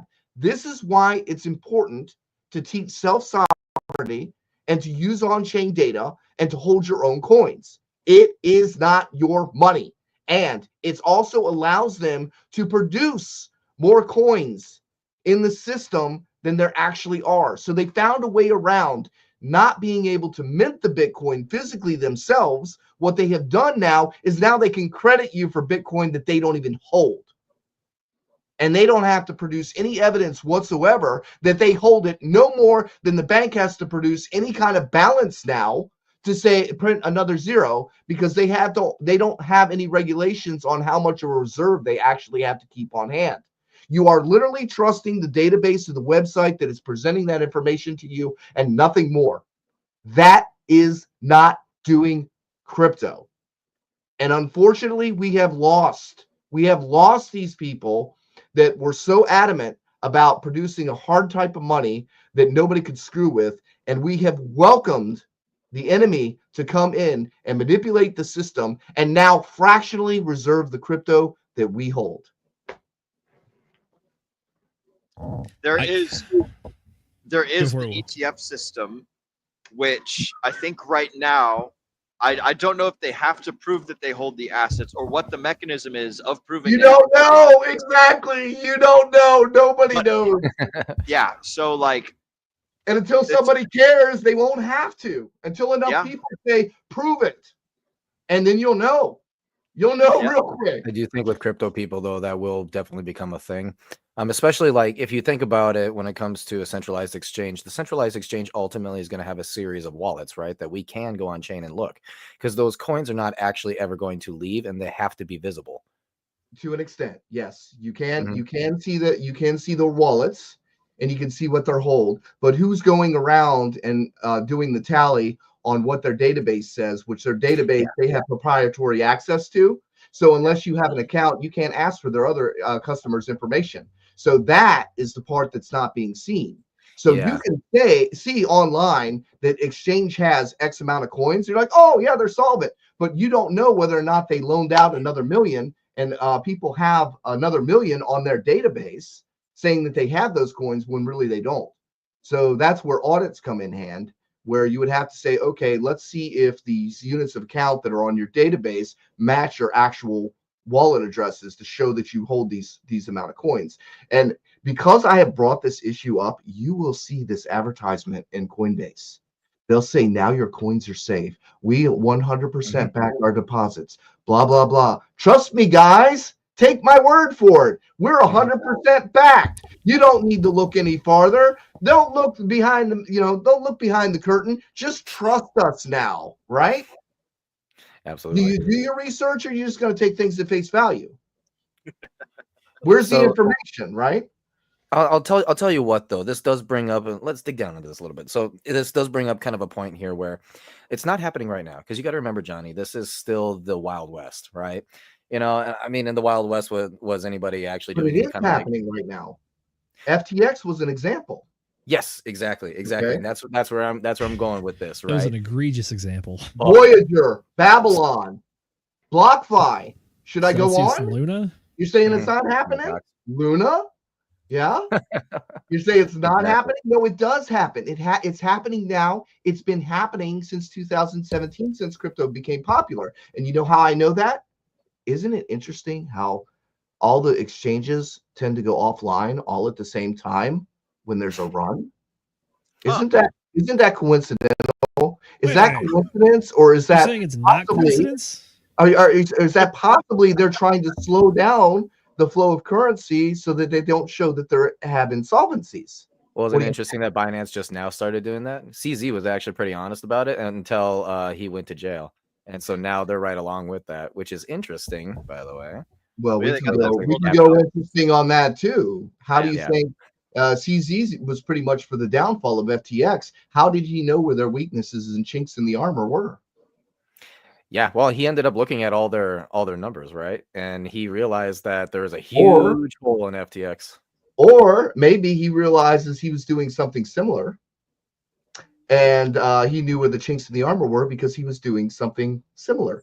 And just as we'll be on that subject, and CZ already hates me. I'm surprised I don't have ninjas trying to assassinate me right now.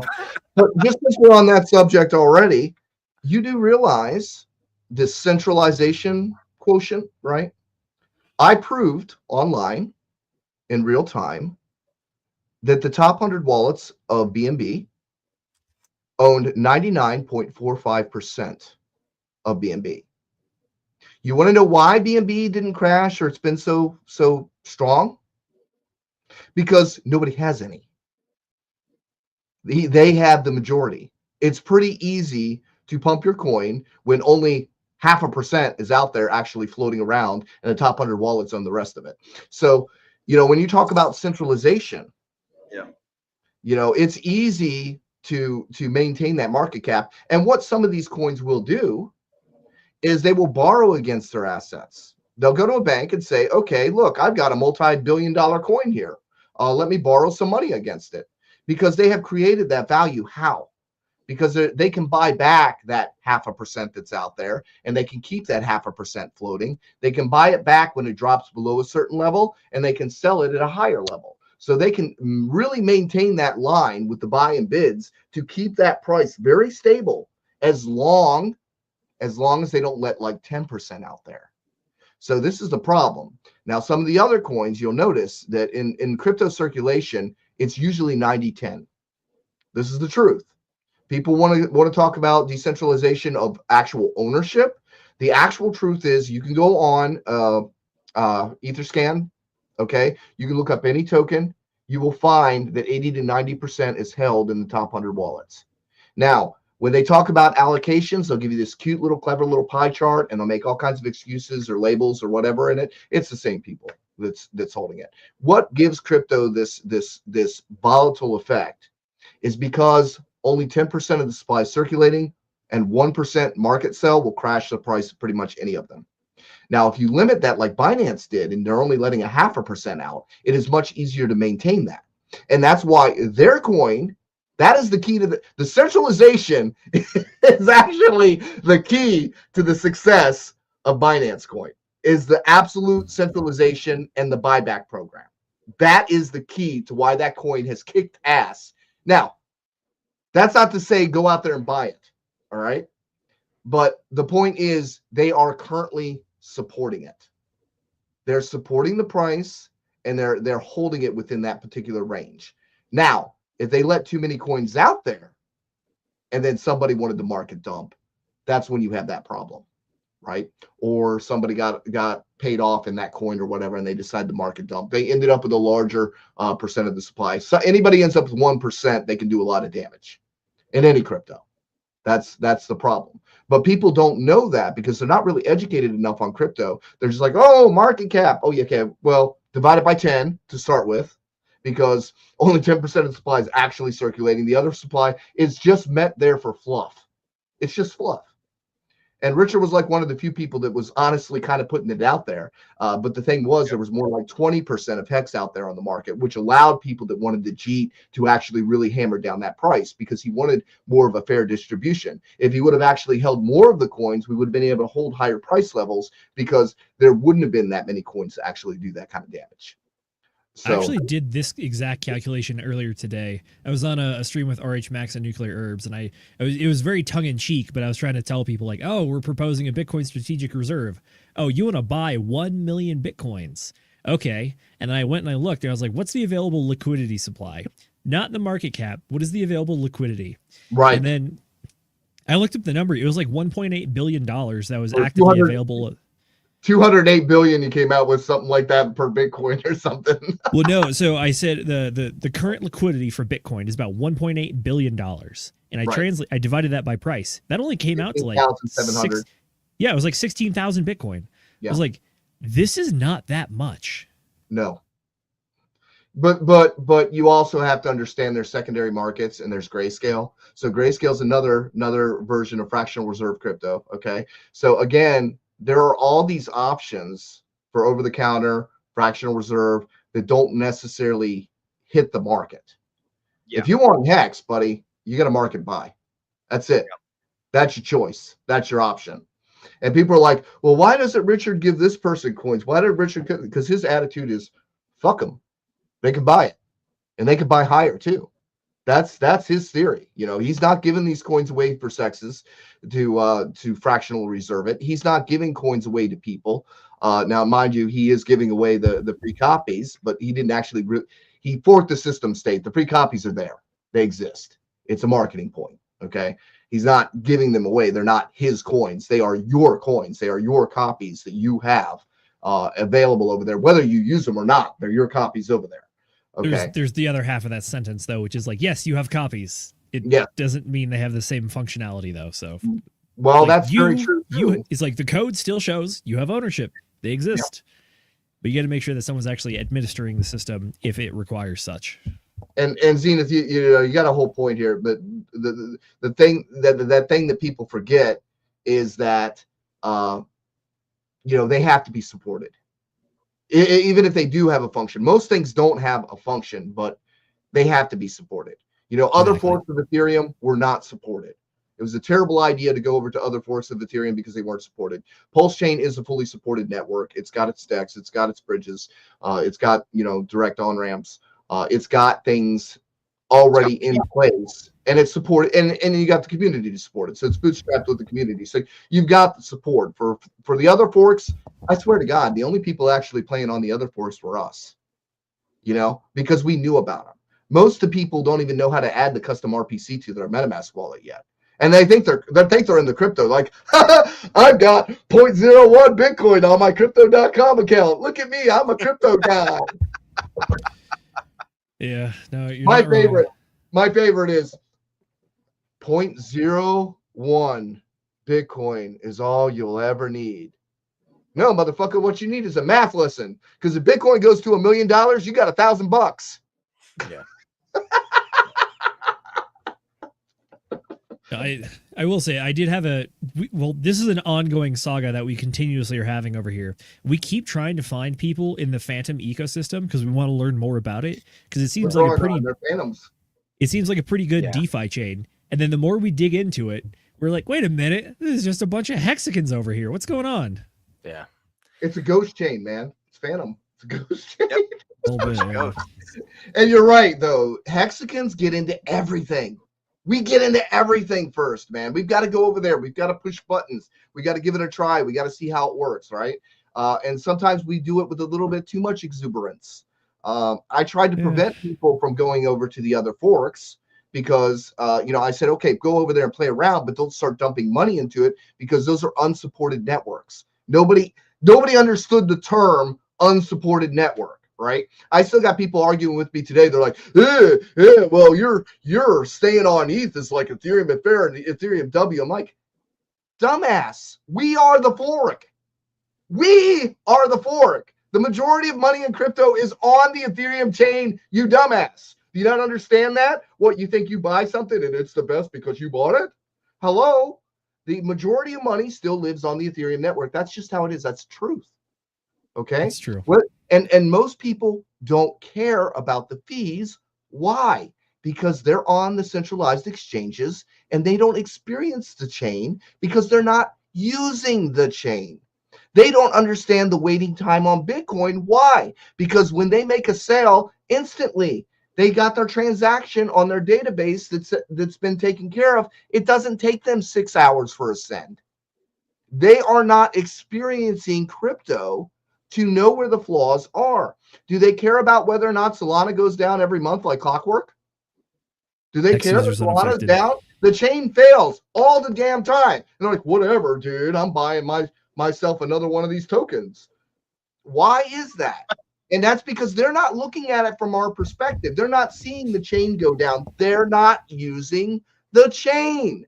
They're going on crypto.com. They're buying their Trump coin. They're buying their Milena coin. And boom, they instantly got it. Whether the network is up or not, the database will keep track of whose coin is coin. And then basically in the wallet, the wallet doesn't move. Nobody is taking the bar of gold and moving it from one pile to another. It's not happening. Nothing physical is actually happening.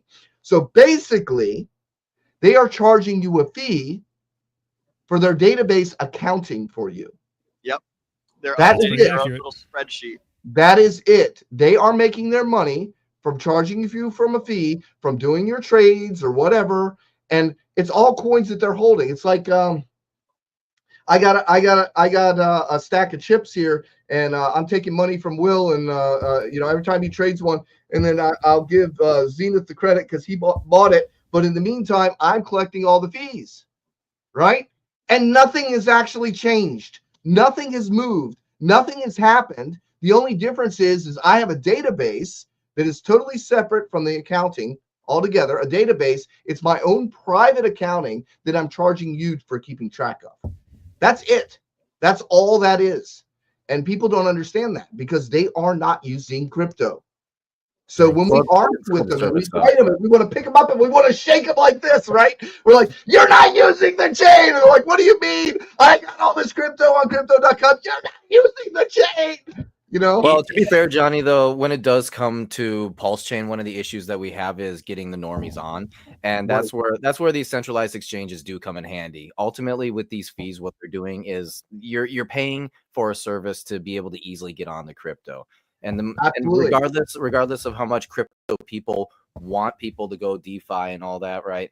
It's not, the truth is, and we just have to live with it, is that the normal person, the vast majority, are not going to do it. I can explain that to you.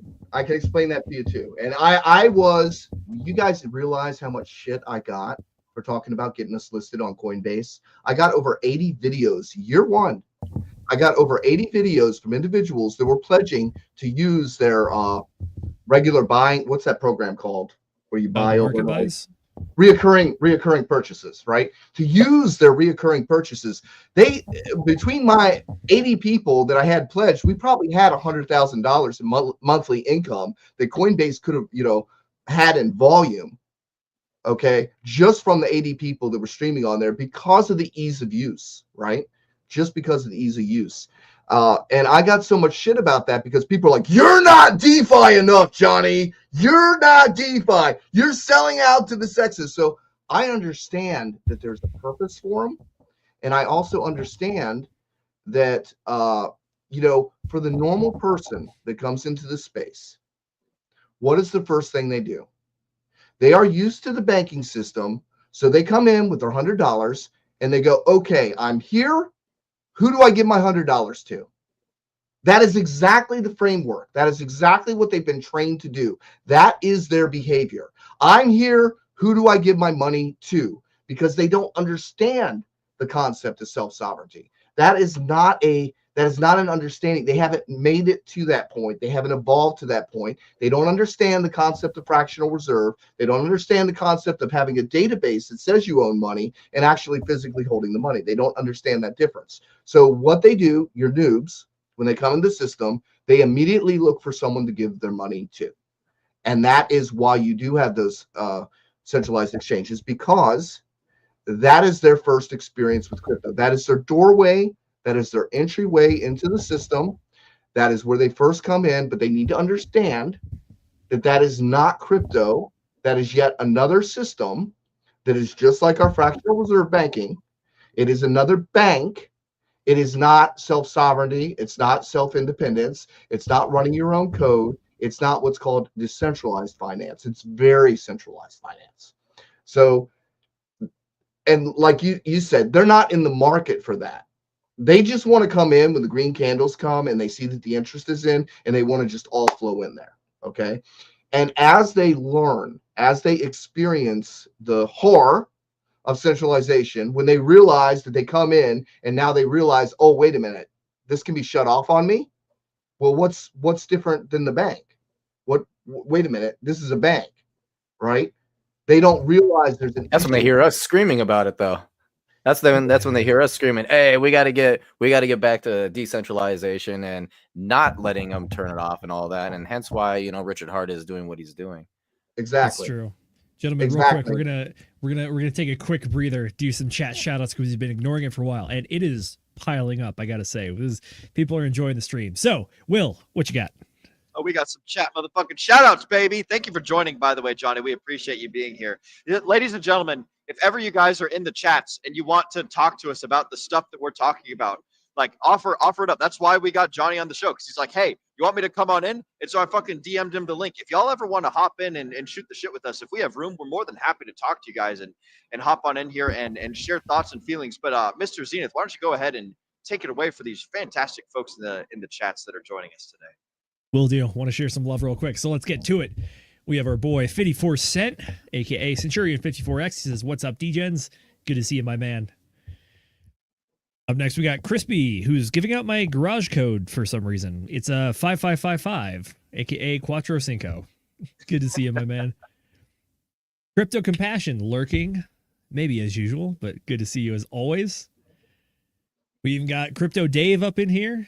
He was laughing. He was joking around. I saw some more messages by him, by the way. I can't find him right now, but there it is. Yep. I love sarcasm. It's like punching people in the face, but with words. There you go. For those of you guys that don't know Crypto Dave, for those of y'all who don't know Crypto Dave, by the way, he's a super cool, awesome Hexican. He was at the Richard Hart trial. He also runs the he's also Flat Earth Dave. For those of you guys that don't know, he's super cool cat. Really interesting to talk to. I had a great interview with him over on Conspiracy Crypto's channel. Y'all should go check it out. Super awesome, gentlemen. Thank you so much for showing up, Crypto Dave. Love to see you, bro. True. All right, what's next? I believe it's Paul Sachs talking about the deer. Like, yeah, shocker. Imagine that. Get stressed when you get shot. And here we go from Johnny Chaos. This is what you were talking about earlier. The history of Bitcoin. Can you explain this one to us real quick? Is it where's the video located? I gave Nathan, you got the link. You could probably share it in that. Yeah, I can actually. This is a very look, guys. This is a very important video for you to watch to understand the stuff that everybody's covered here tonight, and to understand why Bitcoin was invented in the first place, why crypto was necessary, and understand the mechanisms that are being put in place, how those can possibly undo those things to begin with. And I want you to give it some serious thought and review it. And some of these people, we've got Andreas Antonopoulos, who you don't see anymore, who's a very strong Bitcoin advocate in early years. A lot of these people are very strong Bitcoin advocates. You don't see them anymore. You don't hear from them anymore. Why? Because they've sold their bags to the banks, and they've exited their ways. But they started out with these really strong principles, and that still is a need that needs to be filled. But the way they're trying to fill it is they're commercializing it, and they're bastardizing the principles of what crypto was designed for. So if you can't destroy something, which, the code, you're not going to destroy it. Someone will just pop up another machine and keep running the code somewhere. So if you can't destroy it, the only thing option you have to do is corrupt it. And that is actually what we're seeing. And this has forced another scenario where the Bitcoin that we knew is not the Bitcoin that we have today. And that is why, you'll hear a lot of hexagons run around and go, Hex is better than Bitcoin. Well, it is immutable code. It's truly immutable code that cannot be changed or manipulated. And as long as you want to participate, you can. And you can participate, through your own front ends, which cannot be shut off, because websites can be shut off. Anytime you deposit your money into somebody else's website, it is not your money. It can be shut off. Hex can also be ran, even if you don't have one of the front ends, which we have several amazing front ends, and even if you don't have the downloaded version, you can still run Hex through Etherscan, or at least the Hex through Ethereum. You can run an Etherscan. I don't know I haven't tried to run the Pulse one or the Pulse Scout whatever. I haven't tried to run it there, but you can write to contract function on Etherscan. So even if all the websites were to have gone down, you still have access to the contract and you can still run it as normal through the write contract function. And that's what's important, to be able to run that code yourself without being told no and not being having to ask permission. Well said. Yeah, he gave you the staking method actually. So, but yeah, Exactly. My bad. Nate, I believe you posted the link to the video in the chat, I will ask our producer if she'll be as kind as to post that on either our social medias or in the Telegram, which, by the way, folks, you can join by scanning the QR code down below. Johnny, can you give us the old pointer there? There you go. There we go, right there. Oh, well, there it is. There it is. Yeah, just scan that. We'll get you in the Telegram. We'll get you boys caught up to speed as quickly as we can, almost as quickly as I will get through the rest of these chats. All right, we got more to go. Keep going. Niles Jenkins says that sounds like a campfire story. I believe Niles has also said earlier, sounds like we're cooking with gas tonight. So I'm glad to hear that people out there are enjoying the conversation, because believe me, I've had this conversation multiple times with multiple Hexagons at many different meetups, but every time it's equally important, because it really is a lot of the ideas behind what's going on here. Alrighty, we got a few more. We have Hexagon Lost Nation saying, yo! And if we pull up his other one as well, it turns out that he and I share something in common, which is my garage code is the same one as his luggage code, apparently. The old Quattro Cinco. True. Alrighty. Last two more. We got Mr. So, Will, your dad is Will Stevenson Jr.? Yes. So are you Junior? The third? No, I would be the third, brother. I don't think there is a junior. Oh. I have Will Stevenson, numero tres. Regardless, Mr. Will Stevenson Jr., we're very happy to have you joining us here tonight. And by the way, I think a lot of us here are big fans of your work, by the way. That right there. Good stuff. Yes, the End of Money as We Know It is the name. The title of the video is called The End of Money as We Know It. The End of Money as We Know It. Thank you very much. All right, last one. A gentleman I had the absolute pleasure of hanging out with in Vegas recently. We got Black Label Expat coming in here saying exchanges do help with the saleability of token, be it Hex, Pulse, etc. Yeah, as much as we would love to be purists with our arguments and try to be as noble and virtuous as possible and try to not be hypocrites in any way, shape, or form, the reality on the ground is that we exist in a current state and we're trying to move the football 1 yard at a time. Product market placement. Exactly. This is where this comes in. There's an impulse aisle. Okay. So this is where this comes in, and this is where people have the conflict. They're like, you need to be a purist. You need to know what you need to understand is business. You need to understand product market placement. You need to understand impulse aisles. You need to understand that your product needs to be where it's visible, whether it's just one little box of it sitting on a shelf somewhere. It doesn't have to be everything. You need one little box or even an empty box sitting on the shelf with your logo on it, so that when people go to the stores that they already shop, they're going to be aware that such a thing exists. And that's where that comes in handy. We can teach them DeFi later, okay? But people's first thing, and this is what's funny, the top 5 cryptos traded on MetaMask Swap, EHEX. Why? I'll tell you why. Because that shows you that people do know about it, but they're struggling to find it in the places that they normally shop, which is causing them to use the MetaMask router because that's convenient for them and they don't have to search for it.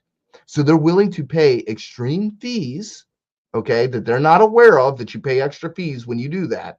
They have to pay extreme fees and they don't care. They don't care because of the ease of access and usability, right? If they can just go to their wallet and buy it, cool, I'm in, right? And that's what most people will do. They will buy things that have brand awareness, okay? And so this is the funniest thing in the world, right? So like people are like saying, oh, this advertisement doesn't work. This advertisement doesn't work. That advertisement doesn't work. This advertisement doesn't work. That advertisement doesn't work. You know why it doesn't work? Because it's a cumulative effect. You don't put out one ad and expect an instant return. I don't care if it's a movie. I don't care if it's a NASCAR. I don't care if it's a sports team. The ubiquity illusion which means the person needs to see this thing in 5 different formats before it registers in their brain that there is a thing. So all these stickers, all these tags, all these logos, all these things that are out there create a cumulative effect. People will see it in one form or one shape or another, and it needs to be available in the stores that they're already shopping, because that's another key to that concept of being visible, so they know there's a thing. When you walk through an aisle at a store, right, and you're doing your shopping, you will buy shit that you did not come into that store for. Why? One reason: it was available to you. It was available to you. It was there. You recognized the brand. You were familiar with it. Why did you recognize the brand? Well, maybe you saw a commercial. Maybe you saw an ad. Maybe you saw it on the side of a bus. You don't know why you recognize that logo. You don't know why you feel comfortable with it, but you're in the store and you see it there. You recognize the logo, and it seems like a good idea at the time. This is the cumulative effect of all the work that everybody and efforts that they've been putting in. Don't shit on anybody for trying to get the logo out there, okay? In any format or shape or way. You don't know who's going to see that. Now, yeah, you can mail it out. You can mail it out to all these different places, and it might get thrown in the trash. The ones that you most likely see are the ones that get shared back on Facebook. And then those Facebook and X and whatever, and they're bitching and they're screaming about it. And they're like, oh, yeah, well, next time they get one of those envelopes, they might open it the next time because they saw somebody on the internet bitch about it, and they want to know what it is that they're bitching about that they got. What was so offensive in this envelope that this person had to spend their time posting and being irritated about getting this black envelope? I got one of those black envelopes. Let me open that up. Let me take a look. Let me see what this is about. Congratulations. That marketing has a compounding effect. It has a compounding effect. Does it mean instant zeros now? No. And I always think back to Captain Jack Sparrow's when he goes, oh, but you have heard of me. Yep. Right? And you don't understand how important that is to establish a brand. Politicians do this. They stamp signs in the yard. Why? They're putting their product and their name, their brand, where you can see it. Why? It's 100% effective. You're like Secretary of State. Who am I going to vote for? Right? You don't care. You're voting for the president election. Who's going to be township manager? Whatever. You're driving down the road, right? You see that sign over and over and over again. When you get to your ballot, okay, and you don't know what to pick, you know what you do? You check the fucking box that's name is familiar to you, because you don't like to leave the boxes unchecked. You don't know anything about that person whatsoever, but their brand. The fact that somebody had put 200 fucking signs all the way down the road, that name is burnt into your head. So when it comes time for you to make your decision, you will check that box, or a majority of people will check that box. That is why that works. And people need to understand these old concepts. They're real. They have a psychological impact, and it's real. It's not bullshit. Now, if you're expecting quick results, I can tell immediately who has never run a fucking business. Yep. You expect one ad to go out there and bring in all the money, or one killer app, or one this, or one that, or this is the best idea ever. Guess what? You have never ran a business. I've got thousands of dollars in Yellow Book ads, man. Boy, those sucked. Okay? Yep. But the thing is, you have to cover all the avenues. It's hard. Marketing is hard now. The majority of marketing now is in your face. It's not like it was 20 years ago. Okay? Yeah, we accidentally find stuff. It has really changed. Okay? One of the best, I don't want to give it away. There are things that are more effective today than were before, but the idea or the basis is you have to be in front of people's faces where they are looking 24/7, because people will walk into you like you're not even there in public, because they cannot remove their face from the phone. So you have to find a way to get your information on everybody's screen in front of their nose, that's where your most effective marketing is going to be. And that's where things like X come in handy. That's where those marketing envelopes become a thing, because people on their phone, as they're doom scrolling, they're finding that information as a result of those things that were sent out in a physical form. Now they have become a digital form, right? So, there we go. I like it. Well said, This sir. is good. This is good. We By the love way- Chad Donnerschwan said it great. I need Johnny's rants injected straight into my veins. You're absolutely right. That's true. I mean, Love John, it. that summed up the great internal debate that the Hexicans have been having, which is like, do we need a centralized exchange? Is it helpful? Is it unhelpful? Is it bastardizing the mission statement? But It's well said, sir. absolutely not I think you nailed it. bastardizing. It is using the current mechanisms in place to gain more visibility. That's what Agreed. it is.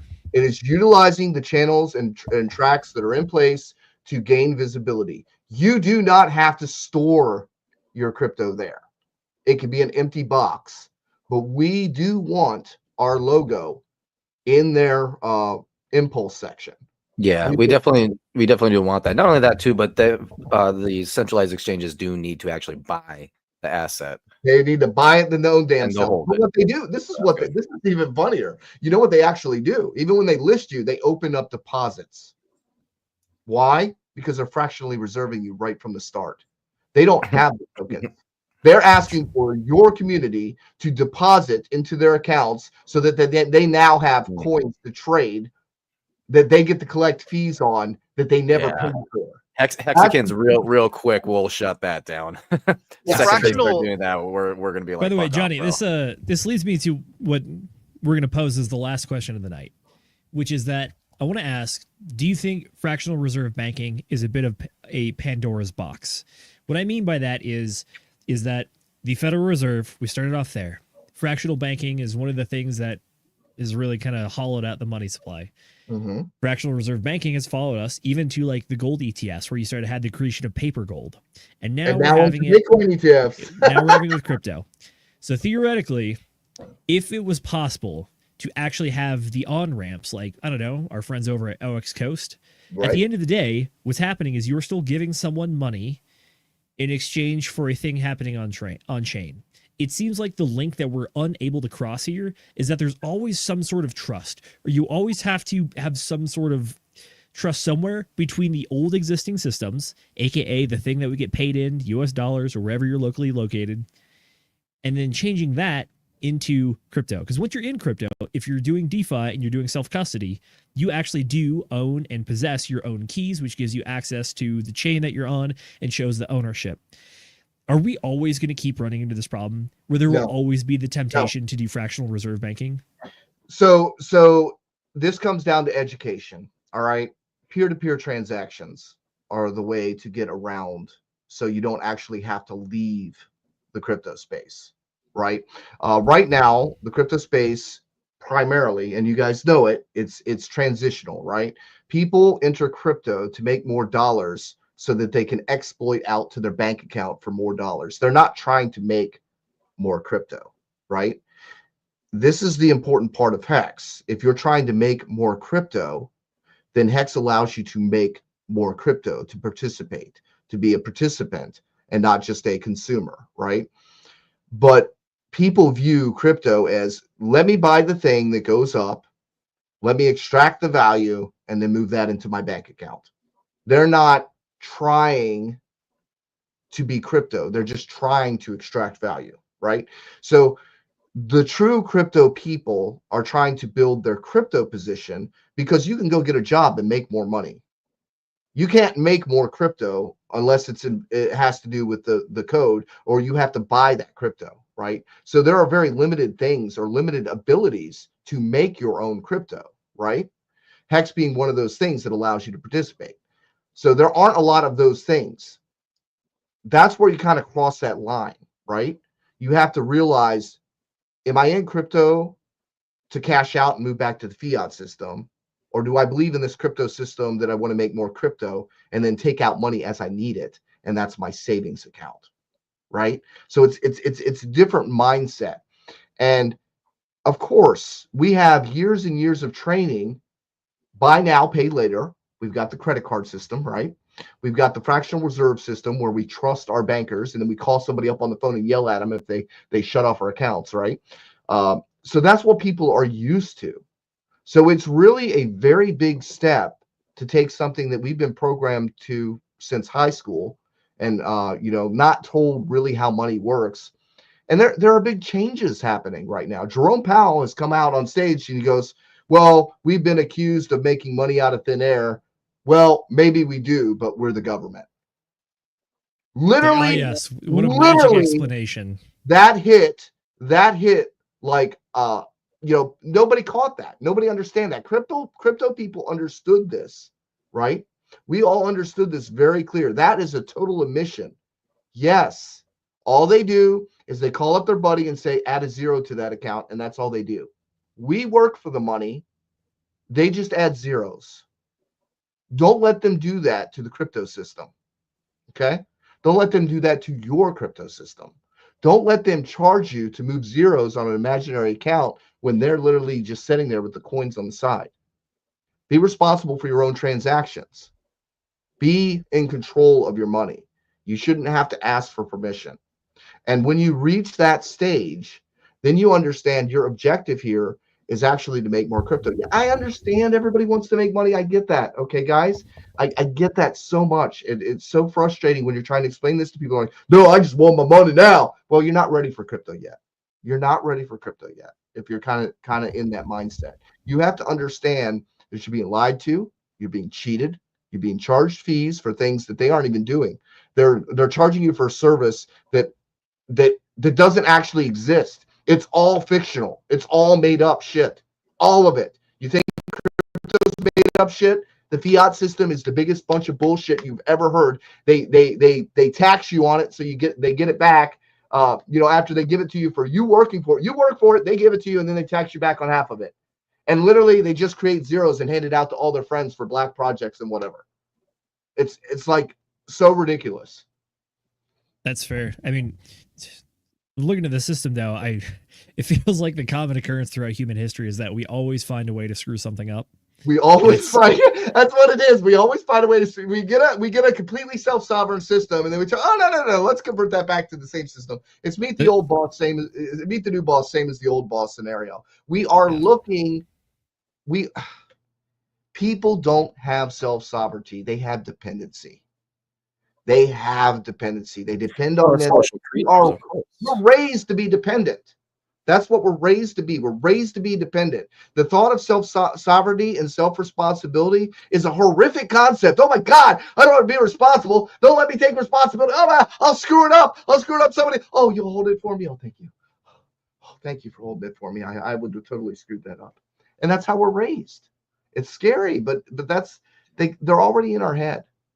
I think part of that is a fallacy that we kind of always tell ourselves is that there's always someone smarter than me, or there's always someone more trustworthy than me, because we all know our own flaws. We don't know everyone else's. So it's easy to fall into that trap. And the smarter you are, the easier it is for you to fall in that trap, because the smarter you are, you know your limitations better. So therefore you do know you're flawed. Dumb people, they don't know they're flawed. That's the Dunning-Kruger effect. That's the Krugenites, right? They're so dumb that they don't know they're flawed because their variables are this big. I know this many variables. I don't even know that these variables exist here, right? That's the thing. When they're focused on these few little variables, they don't see the sphere of how many variables there actually are. There's so much more to be in control. You can feel like you know it all if you only have to know 2 things. It's great. I know 2 things. I'm brilliant. There ain't no more. There's just those 2 things. Those 2 things. Those 2 things. The best thing to be is just unreasonably confident. That's what unreasonably confident. Yep, just become unreasonably confident and just think unreasonably competent. Unreasonably confident. Yeah, actually, competence very good. You have an excellent. How about both? Competence breeds confidence. Well, here's one of the things, right? Well said, sir. Here's one of the things, right? When you don't have the biggest thing that gets in people's way is fear of the unknown. Okay, if you don't know there are things there to fear, you can be fearless, right? Because the absence of fear is not bravery. The absence of fear is stupidity, because you are not aware there are things for you to fear. Therefore, you can be overly confident because you fear nothing, because you don't even realize there's a danger there. You know, you can swim across the lake and you didn't know there was 20 crocodiles in there. People say, "Oh, you're brave," and you're like, "Well, there were crocodiles." That doesn't make you brave. So what is bravery? Bravery is having that fear and having the ability to surpass that fear and confront it in order to move beyond it. That's bravery. The absence of fear, again, is just stupidity. That's fair. This is a bit of a personal thing here, but it's like, I think the sooner that people realize that we live in a fallen world, and that even just kind of like our science and mathematics itself, they can only take you so far with things that you know for certain, and you get far enough and you realize that you don't know anything at all. Or it's the idea that it's kind of a fallen world, and that everything we do, we don't even get all the effort back out of it, and things are ultimately going to fail. And you just kind of got to be okay with that and just keep doing the best that you possibly can. So it's like, sure, is it better? Well, it's like, what's worse? Is it worse that I fumble a bag here and there, or is it worse that the entire monetary system of a large country collapses? It's like, we're going to have a failure somewhere. We're going to have a failure somewhere. It's good to have options. It's good to have options. And, nobody has all the answers. If you find somebody that knows all the answers or says they know all the answers, they're flawed. Found a liar. They're lying. That's or it's the Dunning-Kruger effect again, because they're not aware there are things that they don't know. The saying is, a wise man is truly wise once he realizes he doesn't know it all. That's when you're wise. Yeah, that's definitely true. I mean, it's the what is it, the Boondocks, where they have the Samuel L. Jackson speech where he's like, there are known knowns and known unknowns, but there's also unknown unknowns. Unknown unknowns. Yeah. I haven't seen the Boon. I haven't seen the Boon. I'm familiar with the cartoon, but I've never actually watched it. But no, but that's just it, man. What creates fear most is unknowns. And that's why, it's like, I kind of bucked real hard with the SEC thing and how much attention and stuff we gave it, because it was a non-case pretty much from the start. It was written in crayon. The SEC sucks so bad they couldn't even write a half-ass complaint. I think a first-year law student could have just walked right through it. Okay, there was never really a real complaint there. And I love that you guys did the talk through the hearing and stuff. But again, we put a lot of negative attention by putting that out there, because the only people reporting on this information were us. And people are default fear. And that's the problem. People are default fear.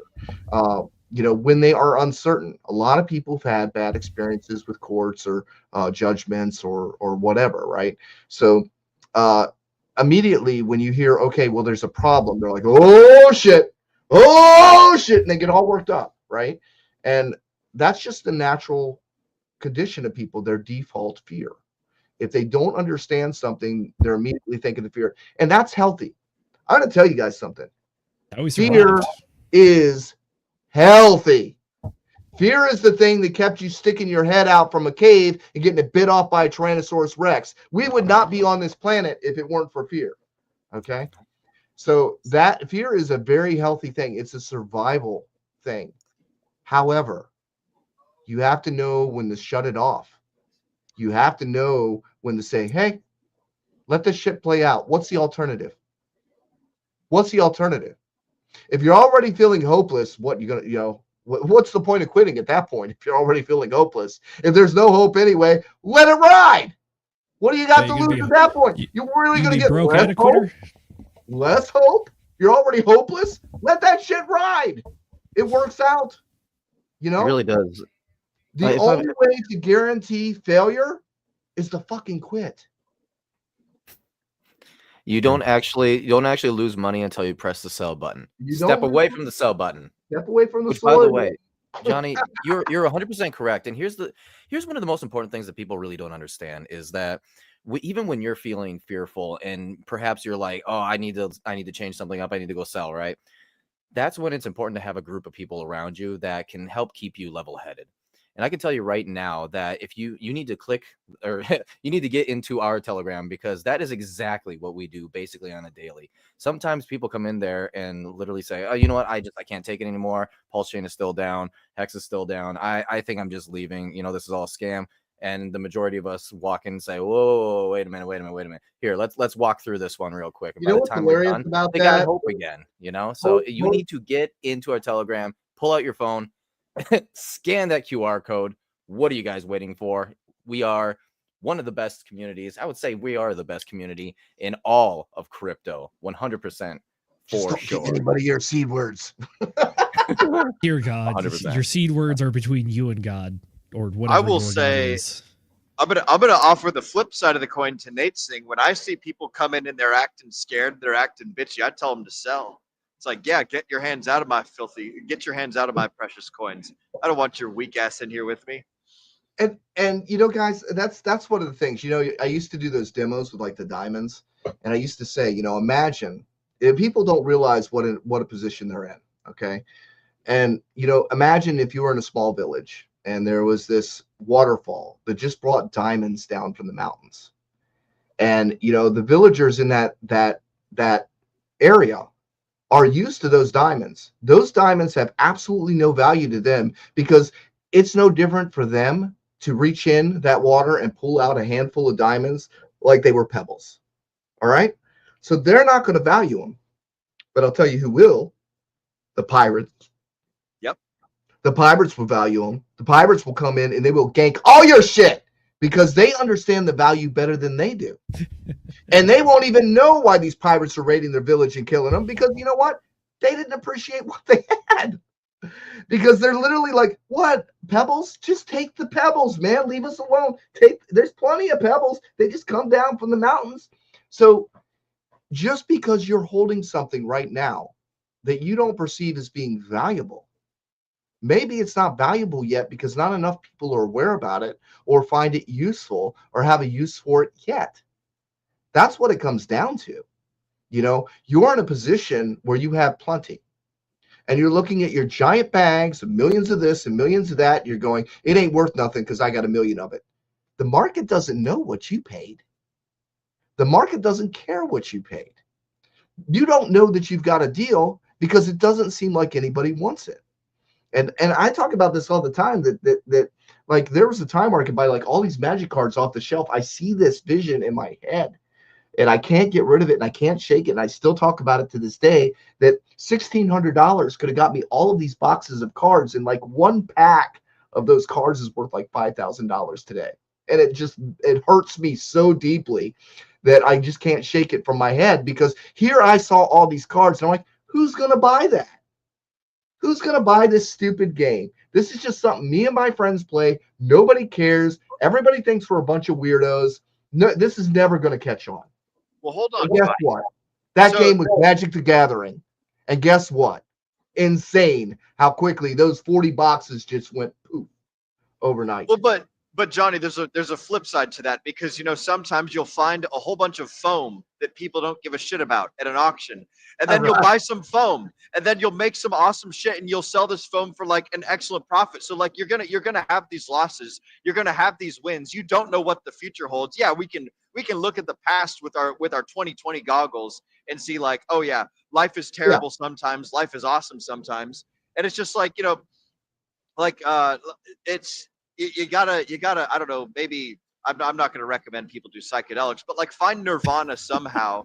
Come to terms with things. Say the serenity prayer as often as you can. Like everybody on this panel, everybody listening has made some terrible, awful mistakes in your life. And don't you worry, you haven't seen nothing yet. You're going to make some more worse ones later on, right? So just come to terms with it. Get over it. You're going to be okay. You're going to pick yourself up and you're going to get back on your feet and you're going to keep going. And if you don't, then you're dead and you don't have to worry about it anyways. So like, just keep chugging along. Just have that nice, good, positive mental attitude, right? Like we're going to miss out on some crazy opportunities, right? Like I saw Trump at $7 and I was like, oh, look at this terrible meme coin. This thing has already gone up, like 1500x. I'm not buying that crap. And then, shoots up to $100 like we were talking in the green room before the show. And then just like, oh, wow, look at that. I've missed that one. I'm going to miss even more later. Don't you? Like, don't even fucking worry about it. For the folks at home who have the opportunity to buy something awesome in the past that you missed, like you're gonna make way more mistakes later. So just be happy about it and just realize that there's gonna be some awesome opportunities for you here in the future. That's my 2 cents. Geez, Will, Moonpill Rational Optics is in the chat giving me crap, saying all the stuff I'm saying is making him want to grab another drink. But like you saying, like, congratulations, you will make worse decisions in the future. I've been trying to make better mistakes, but I understand they might get a little more expensive. But dear God, yeah. Don't be afraid. Don't let fear of failure keep you from trying, because that's guaranteed failure. Exactly. And here's the thing, right? So like as you get smarter, as you get bigger, as you get better, you're also making more important decisions. So like think about when you were a teenager, you know, and you said the wrong shit to some girl one day, and then she ghosted you or whatever, and it's like, oh, this is the end of the world. And then it's like nowadays, here we are fumbling thousands of dollars on some internet Ponzi schemes. Like we're making way worse decisions now, but it's okay. Yeah, because like so you know. Whatever your number is, right? So like, so we're going through this world, and we're leveling up the entire time. So like, as you're super chats. exactly as you're leveling up, you're making worse and worse decisions, and you're also getting better and better decisions. So it's like it's a process of scaling. So just keep improving, keep doing great stuff, keep chugging forwards. That's my little line of hope for the folks at home. Seek knowledge.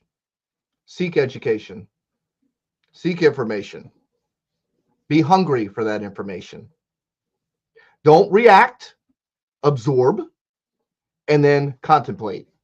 You can't just be impulsive in the crypto system. If you are impulsive, you will lose. You cannot be impulsive. You cannot be driven. You cannot be having the fear of missing out or the impulsivity of reaction to emotions. You have to be stone cold. You have to be comfortable with your position. You have to say, hey, if this doesn't work out, I've got other things.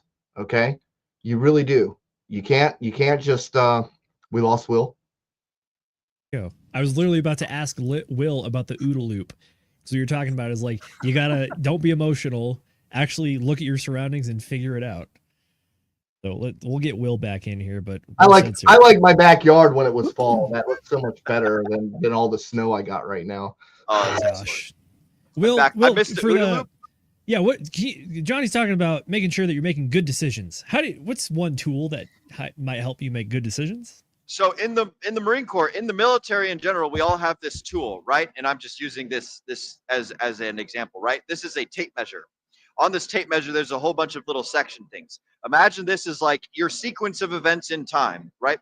The OODA loop is let's see, right to left, left to right. So as you guys would see it I have to look at it backwards because I'm camera, right? So first thing you do is you observe, then you orient, right? So you take in the information around you, you've observed, and then you orient. You decide like, how is this information relevant to me, right?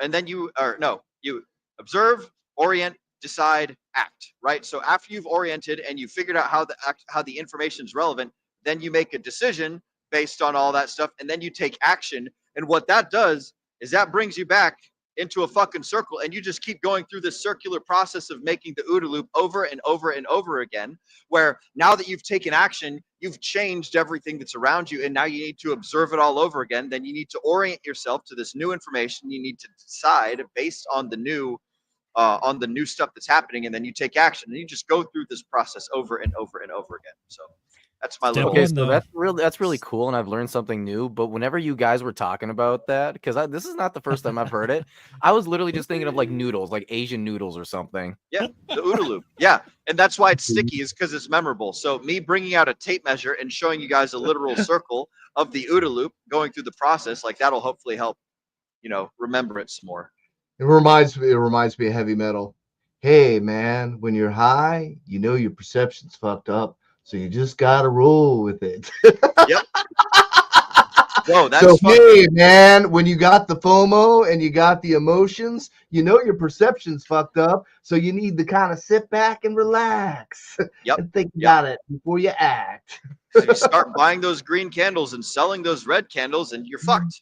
You're fucked. Exactly. You are guaranteed to be screwed if you're buying the green and selling the red. For true. Alrighty, gentlemen, we are a bit over time, but this has been an absolutely fantastic time. So I want to go around the horn real quick. Give us your final thoughts on the book, the creature from Jekyll Island, and as always, where the folks can find you and what you got going on. So let's start with our fantastic guest, Mr. Johnny Chaos. Oh, me? You're not supposed to find me. You're not supposed to know I exist. I was never supposed to be here. So I just appeared, one day, and I got kind of stuck here because people seem to like being around. But yeah, all right. I'm only on X. I don't normally do streams. I just wanted to come hang out with the guys here because I think that they are on the right path here. They are seeking knowledge. They are reading the right books. They're being thoughtful, and they're putting things together. And I think it's brilliant what you guys are doing over here. And I wanted to say hi and I appreciate the good work. And I'm proud of you guys. You really put good stuff together. So. Johnny, if you've seen the book club before, you know that we like to grade our books on the 0 to 10,000 hours mastery journey. So for people just maybe in life or people trying to get into crypto, on the journey of 0 to 10,000 hours, where should they read this book? Is it early on? Is it middle? Is it late? Where do you put it? I would read the book and then I'd watch the video that we just posted, and I would put it as urgency. Because you are living a lie right now in the monetary system. And that thing that you spend all of your life chasing, you need to understand it. You need to understand what it is that you're chasing. You need to understand who's lying to you about it. And you need to understand what it is. Because all the money in the world, guys, you don't get to take it with you when you go. You will give up your time with your family, with your loved ones, with people in your life to chase this dollar till you're old, and then then you have to apply for medical care, and then they take it all away from you at the end anyway. So who says you have to be old to apply for medical care? Well, Will and I know about that one. Well, anyway, I watched my parents work all their lives to have everything taken away from them at the end. So just so that they could apply for medical care to live an extra couple years. So you need to understand that, chasing the dollar is only going to end one way. Enjoy the ride, be here now, enjoy the people that are around you on this journey. I know money's important, but it's only part of the journey. Don't make it everything. Absolutely. Well said, sir. And by the way, thank you again for joining us. This was an absolute blast. We've been looking forward to streaming with you at some point in the near future as well. So very, very pleasant surprise. All right, Mr. Nate, where can the folks find you? What do you got going on? And how do you rate the book? Where does it fall? Hey, I am Nate McGitta with the Degen Roundtable.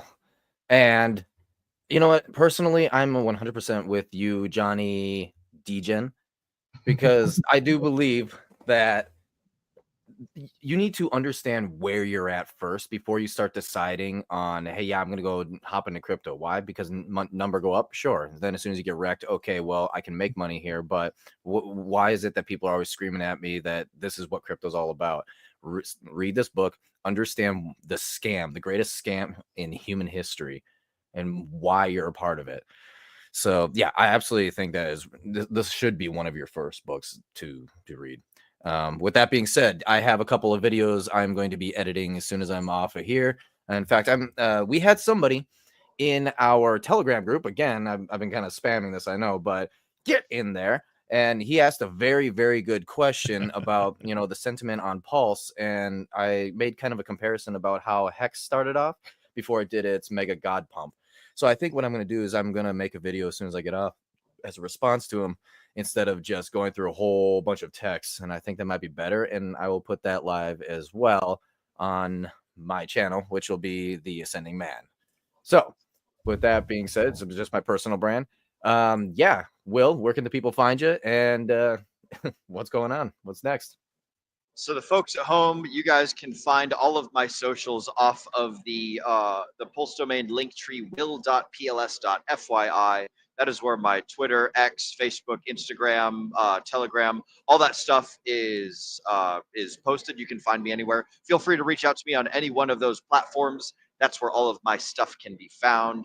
As far as what's going on in the near future for me, I have a drive I'm north of Oklahoma City right now, and I got to be going back down to Dallas here tomorrow morning. So if you guys are in Oklahoma City or in between Dallas and you want to grab brunch or something, fucking send me a shout out or whatever the hell, and I'll swing by and say hi. other than that, that's what I've got going on. I think as far as stuff in the near future, I'm hosting next book club, and the next book that we're going to be reading is, I want to say it's Salt, Butter, Acid, Fat. That's the name of it. It's the book that's about cooking. So we're going to be doing a cooking book next on the Degen. Yep, Salt, Fat, Acid, Heat. That's what it is. Salt, Fat, Acid, Heat. Yep, that's the next book that we're doing on the Degen Roundtable. That's a book that's about cooking. That's basically where I learned everything that I know about how to cook steaks, how to cook eggs, how to cook like all sorts of excellent stuff. So I figured since we did the health kick with Dr. Alan Chen, we did this fantastic book about the Federal Reserve. We're going to take a little bit of a different direction, and we're going to learn how to manipulate ingredients before we put them into our delicious faces for consuming and things like that. So that's the next book that we're covering next week on Book Club. You guys can find us here on the Degen Roundtable. We stream every Wednesday, Friday, and Sunday starting at 8 p.m. Eastern, and generally going for about 2 hours. Sometimes we go longer when we have excellent guests and awesome things to talk about. So thank you again, Johnny, for joining us. That's all that I've got for announcements and things I've got going on in the near future. Zenith, why don't you go ahead and tell the folks the same and then take us on out of here? I will do that after the last and final for the evening chat shout out. So, folks, we see you guys. You've been absolutely blowing up the chat tonight. We love everything you're talking about. With that being said, let's get into it for the final time. We got M Rock Jockey, Mr. Ock Jockey, however you say it, or however Will says it. We still don't know. Let us know at some point in the future. Maybe not, though, because then it'll ruin the joke. He says, hey, looky there. Johnny Degen. There you go. That's the new name. I was going to go for Johnny Reserveless Chaos, but I think Johnny Degen's just better. There you go. All right, what we got next? Moonpill Rational Optics. We need to invite Johnny back for a Whiskey Wednesday when we get a few drinks in him. Good sir. Oh, Lord. We would love to have you for our special hour one guest on a Whiskey Wednesday at some point. Hang out, shoot the shit, whatever you want to talk about. We're game. I don't know, guys. Oh, come on. I'll tell you what. I had a meetup here because I've got a brewery down the road here from me, and I invited everybody out here, and we all went to the brewery. So when everybody came out, I bought pizza and I bought everybody their first drink. That's not a good idea to buy 30 people drinks because they all need to reciprocate. And I am not much of a drinker in all actuality. So that actually resulted in an interview that was never published. That was kind of interesting. And then of course there was the adventures at the adventures in Las Vegas at some of the private parties. The first private party, I drank like a fish. I don't even remember most of the night at all. I called my camera guy and had him haul me out of there because I did not even know what planet I was on. And then the following night, funny thing is, when I was running around playing Francis Finance, which is a crazy little character that I play, that he's like the official Hex hater. I like to run around and play that character. I was playing that character at Naga Bo's party, and everybody thought I was drunk off my ass. I drank nothing but like a Pepsi at that party because I had so much the prior night, and it was so difficult to get through all that from the previous night to actually play that character. It was really hard to kind of do that, but I couldn't miss the opportunity to run through there and have some fun with it. So, but not a drinker. I'm really not a drinker, and I don't really, I want to really kind of remember my experiences from now on. Fair enough. That stuff is scary as hell, man. I can agree. I think, last year Pulse Chain Tour Vegas, I was not ready to hang out with all the influencers, and we went pretty hard on the first night. And then after that, I was like, okay, we have to learn a lesson and not get just smashed immediately. So, agreed, sir. Social anxiety, man. Social anxiety is a real thing. We're all kind of a little bit reclusive. We're all sitting in our little safe spaces right now. You put a whole bunch of us together, and then everybody's a little social anxiety. This being able to reach out over the internet like this has made people a lot more comfortable with social interactions. But it's just not the same. As being in the same room and stuff with people. And the first experience, I think, was really great because you did get to meet a lot of people, and they were familiar with you because they've watched hours and stuff you're streaming. But the problem with that is people do build parasocial relationships, And I don't want to go on to all this. I could go on for hours, guys. But yeah, the parasocial relationships is, guys, we're just like you, all of us. You're watching us on your screen. You grew up with the television in your house, and you realize that these people are famous and they make a lot of money, and they have to be on TV, right? Well, now anybody with a camera and a microphone can be on TV. We're on TV right now, and everybody's a star, right? But here's the thing. You got to realize that we are just like you, and to separate that, we're human. We all make mistakes. We're not perfect. Don't create an idea of who you think people are, and just, you have to meet those people. You have to let them be who they are. Well said, sir. Very well said. Alrighty, let's keep it rolling. Almost there, I promise. Moonfield Rational Optics. Earlier quote, he says, knowledge speaks, wisdom listens. That was a good one. This is I think we had a string of good knowledge and wisdom quotes going on for this one. Loved all of them, by the way. Next up, we got Your Health Unplugged. Will, who is this fine gentleman? This is my good friend, Dr. Alan Chen. Y'all should go check out his YouTube page, his Instagram, his Twitter. His whole thing is like unplugging from the disastrous medical system that is Western medicine, hospitals, all that stuff, taking your health back into your own hands, trying to avoid pharmaceuticals. Basically he likes to give people the best tools to make the best decisions in this crazy, crazy world that we live in nowadays. So if you guys want to learn more about medicine, go check out his content over there at Unplugged Health on YouTube. Very true. Mrs. Producer, if we still have his comment, would you bring it up? Because he says he appreciates the book. It's a good book, and he's going to add it to the list. But fair warning, I think Nate and I both put it in there. Be ready. This is a long book. Good book, but she thick. Ugh. It is. RG interviewed the author. You know that RG3 interviewed the author. If you go back to Discourse Syndicate, you can see RG's interview with the author of The Creature from Jekyll Island. What? Absolutely. I gotta find that's pretty crazy. Man, we've been at this. Yeah, you guys showed up late, man. We've been at it for so damn long. I'm so happy to see new blood and guys seeking knowledge, because I mean, it allows us to just kind of relax. But yeah, there's a lot of this stuff becomes very redundant because but it's new. It has to be presented in a new form. It's part of that ambiguity illusion, right? You guys are creating new content today. It might be covering older topics, but it's new content today, and that's why there's always this redundancy. We have to constantly repeat ourselves and fill in this thing, because if people don't watch it now, they're not going to look it up later.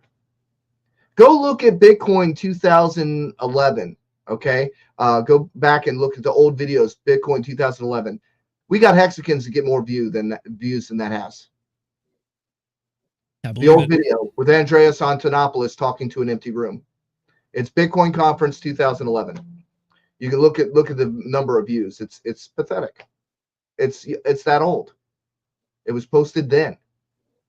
Nobody cares. If it's not new, they don't care. That's why people get into memes, man. It's new. It's excitement. It's a new shiny. New shiny. Give me the new shiny. I want the new shiny. New shiny. Short new shiny. attention span, I don't want to do any research. Screw research. Crazy. Why do I want to go back and watch old stuff? What's TLDR crazy, for Johnny, me. is like people don't know where to find this stuff. Like I didn't know this existed, because like it just the only things that are marketed are the things that are new. The only thing that like pops up is the notification system, right? So like I love to build little like archives and collection points of cool information. So like I know that look into what is it? There's the Richard Hart like lookup tool thing. Like look into RH. Yeah. Look into RH. That's what it is. Yeah. There's so many cool tools out there, and it's like I could probably go for a very, very, very long time just listening to the old like evergreen stuff. So like learning that RG3 did this super awesome interview. It's like, this is brand new to me. It's a meme to me. Like you guys already know it. And so like one thing that I encourage people to do is have patience with folks that are like several steps behind you. And if you're in our position where it's like you're several steps behind other people, like try and elicit that information out of them as best you can. And like the whole world will be a better place as a result of it. So that's freaking awesome. You got my page, Will, where I've got my Twitter page. Yeah. And the pinned tweet that I've got there, That's a good image. That's a good image to share as my pinned tweet there. If you pull that up. I am. I think this is a great. Yeah. Oh, you're not on my page. Producer, can you do this share screen for me, please? Let's see. I gotta size this down to the right ratio. The pinned tweet where it says Bitcoin year 2. Bitcoin year 2. Yeah, go down there. Zoom that in. Wow. Zoom that in. So this is what we got to understand, guys. Okay. Things happen much quicker now. But in Bitcoin conference 2011, Andreas Antonopoulos setting up there is speaking to an empty room. All right. Year 2 in Hex. Look at our room, people. You see this? We are making progress. But you know, you don't always see these things happening. You don't see the awareness that's being spread, right? And just keep in mind, when people go out there and they explore other things and they try this and they get wrecked and they do that, you know, like in a slot, like slot machines at a casino, you know that one game that always paid you? You always, with your last couple dollars, you go back to that game and you're putting in your last couple dollars, hoping it to do it for you again. And this happens in crypto a lot, where people will go out, try other things, and they'll come back home. They'll come back where they know they can make the money. They'll come back. It just takes a little time. But just to see the progress, Andreas Antonopoulos is speaking to an empty room when Bitcoin was $100 and nobody cared. Because Bitcoin was $100. Nobody cared. They're like, I'm not paying $100 for some digital made up money bullshit. Who is this guy talking to this empty room? I'm not going to sit and listen to this guy's rhetoric. That's where we are now today, guys. We're talking about a new evolution in crypto that people don't want to hear because they're still in trying to make it more fractional reserve again. That's where we're at. So just be patient. This is what it's like to be 4 hours before the party starts. It sucks. You think nobody's showing up. You think the party's dead because the party hasn't even started. That's the price you pay for being early. By the way, we have a comment from Moonfilled Rational Optics. He says, looking at the Hex Year 2 photo, is that Will in the front row there?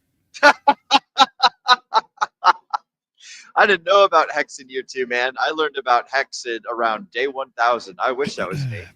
Same here. Let's see if I can zoom in on that. Oh.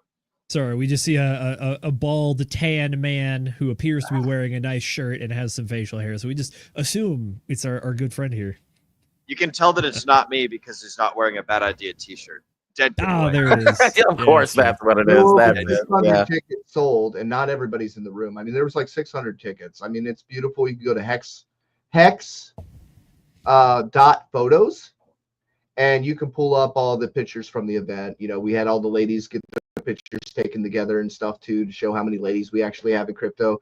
We had all these wonderful experiences, you know, of meeting people. Everything was really pleasant. Now I know, now that we've been through the bear market, it feels like a lot of people want to kill each other, you know, because we've kind of gone through the bear market. We've had, you know, there are a lot of people, let me tell you guys, that have just pissed me the hell off, and I'm just not in the mood to do these events anymore. But the first one was just brilliant. It was wonderful that everybody was there and enjoying themselves and having a good time.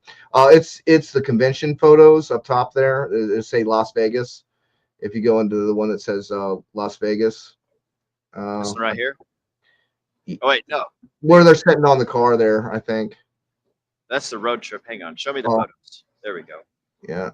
It'll say convention Las Vegas.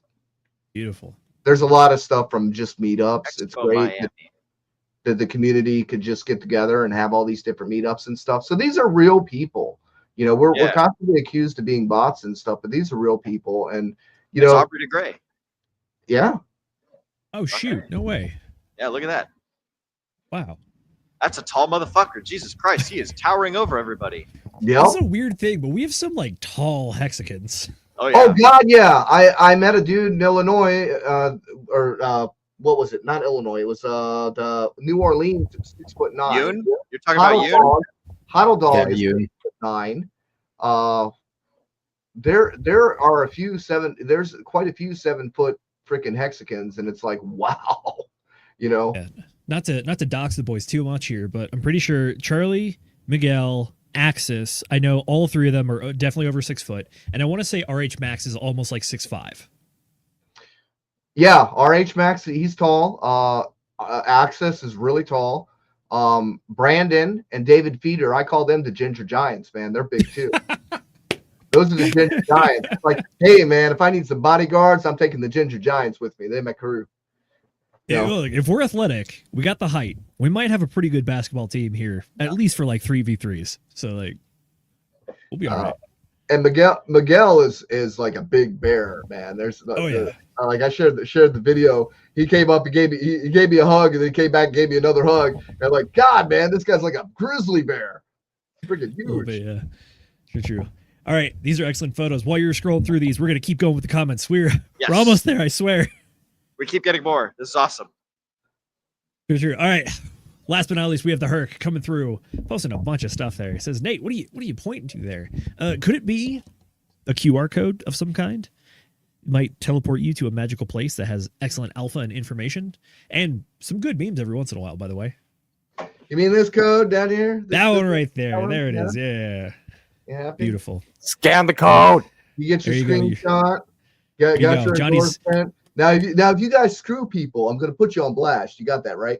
I hope so. I hope you do. I hope so, Good. man. Good. You I better. hope you do, Like, man. I want this to stay awesome forever. So if there's no pressure on the negative side, then like, what even is there? I like it.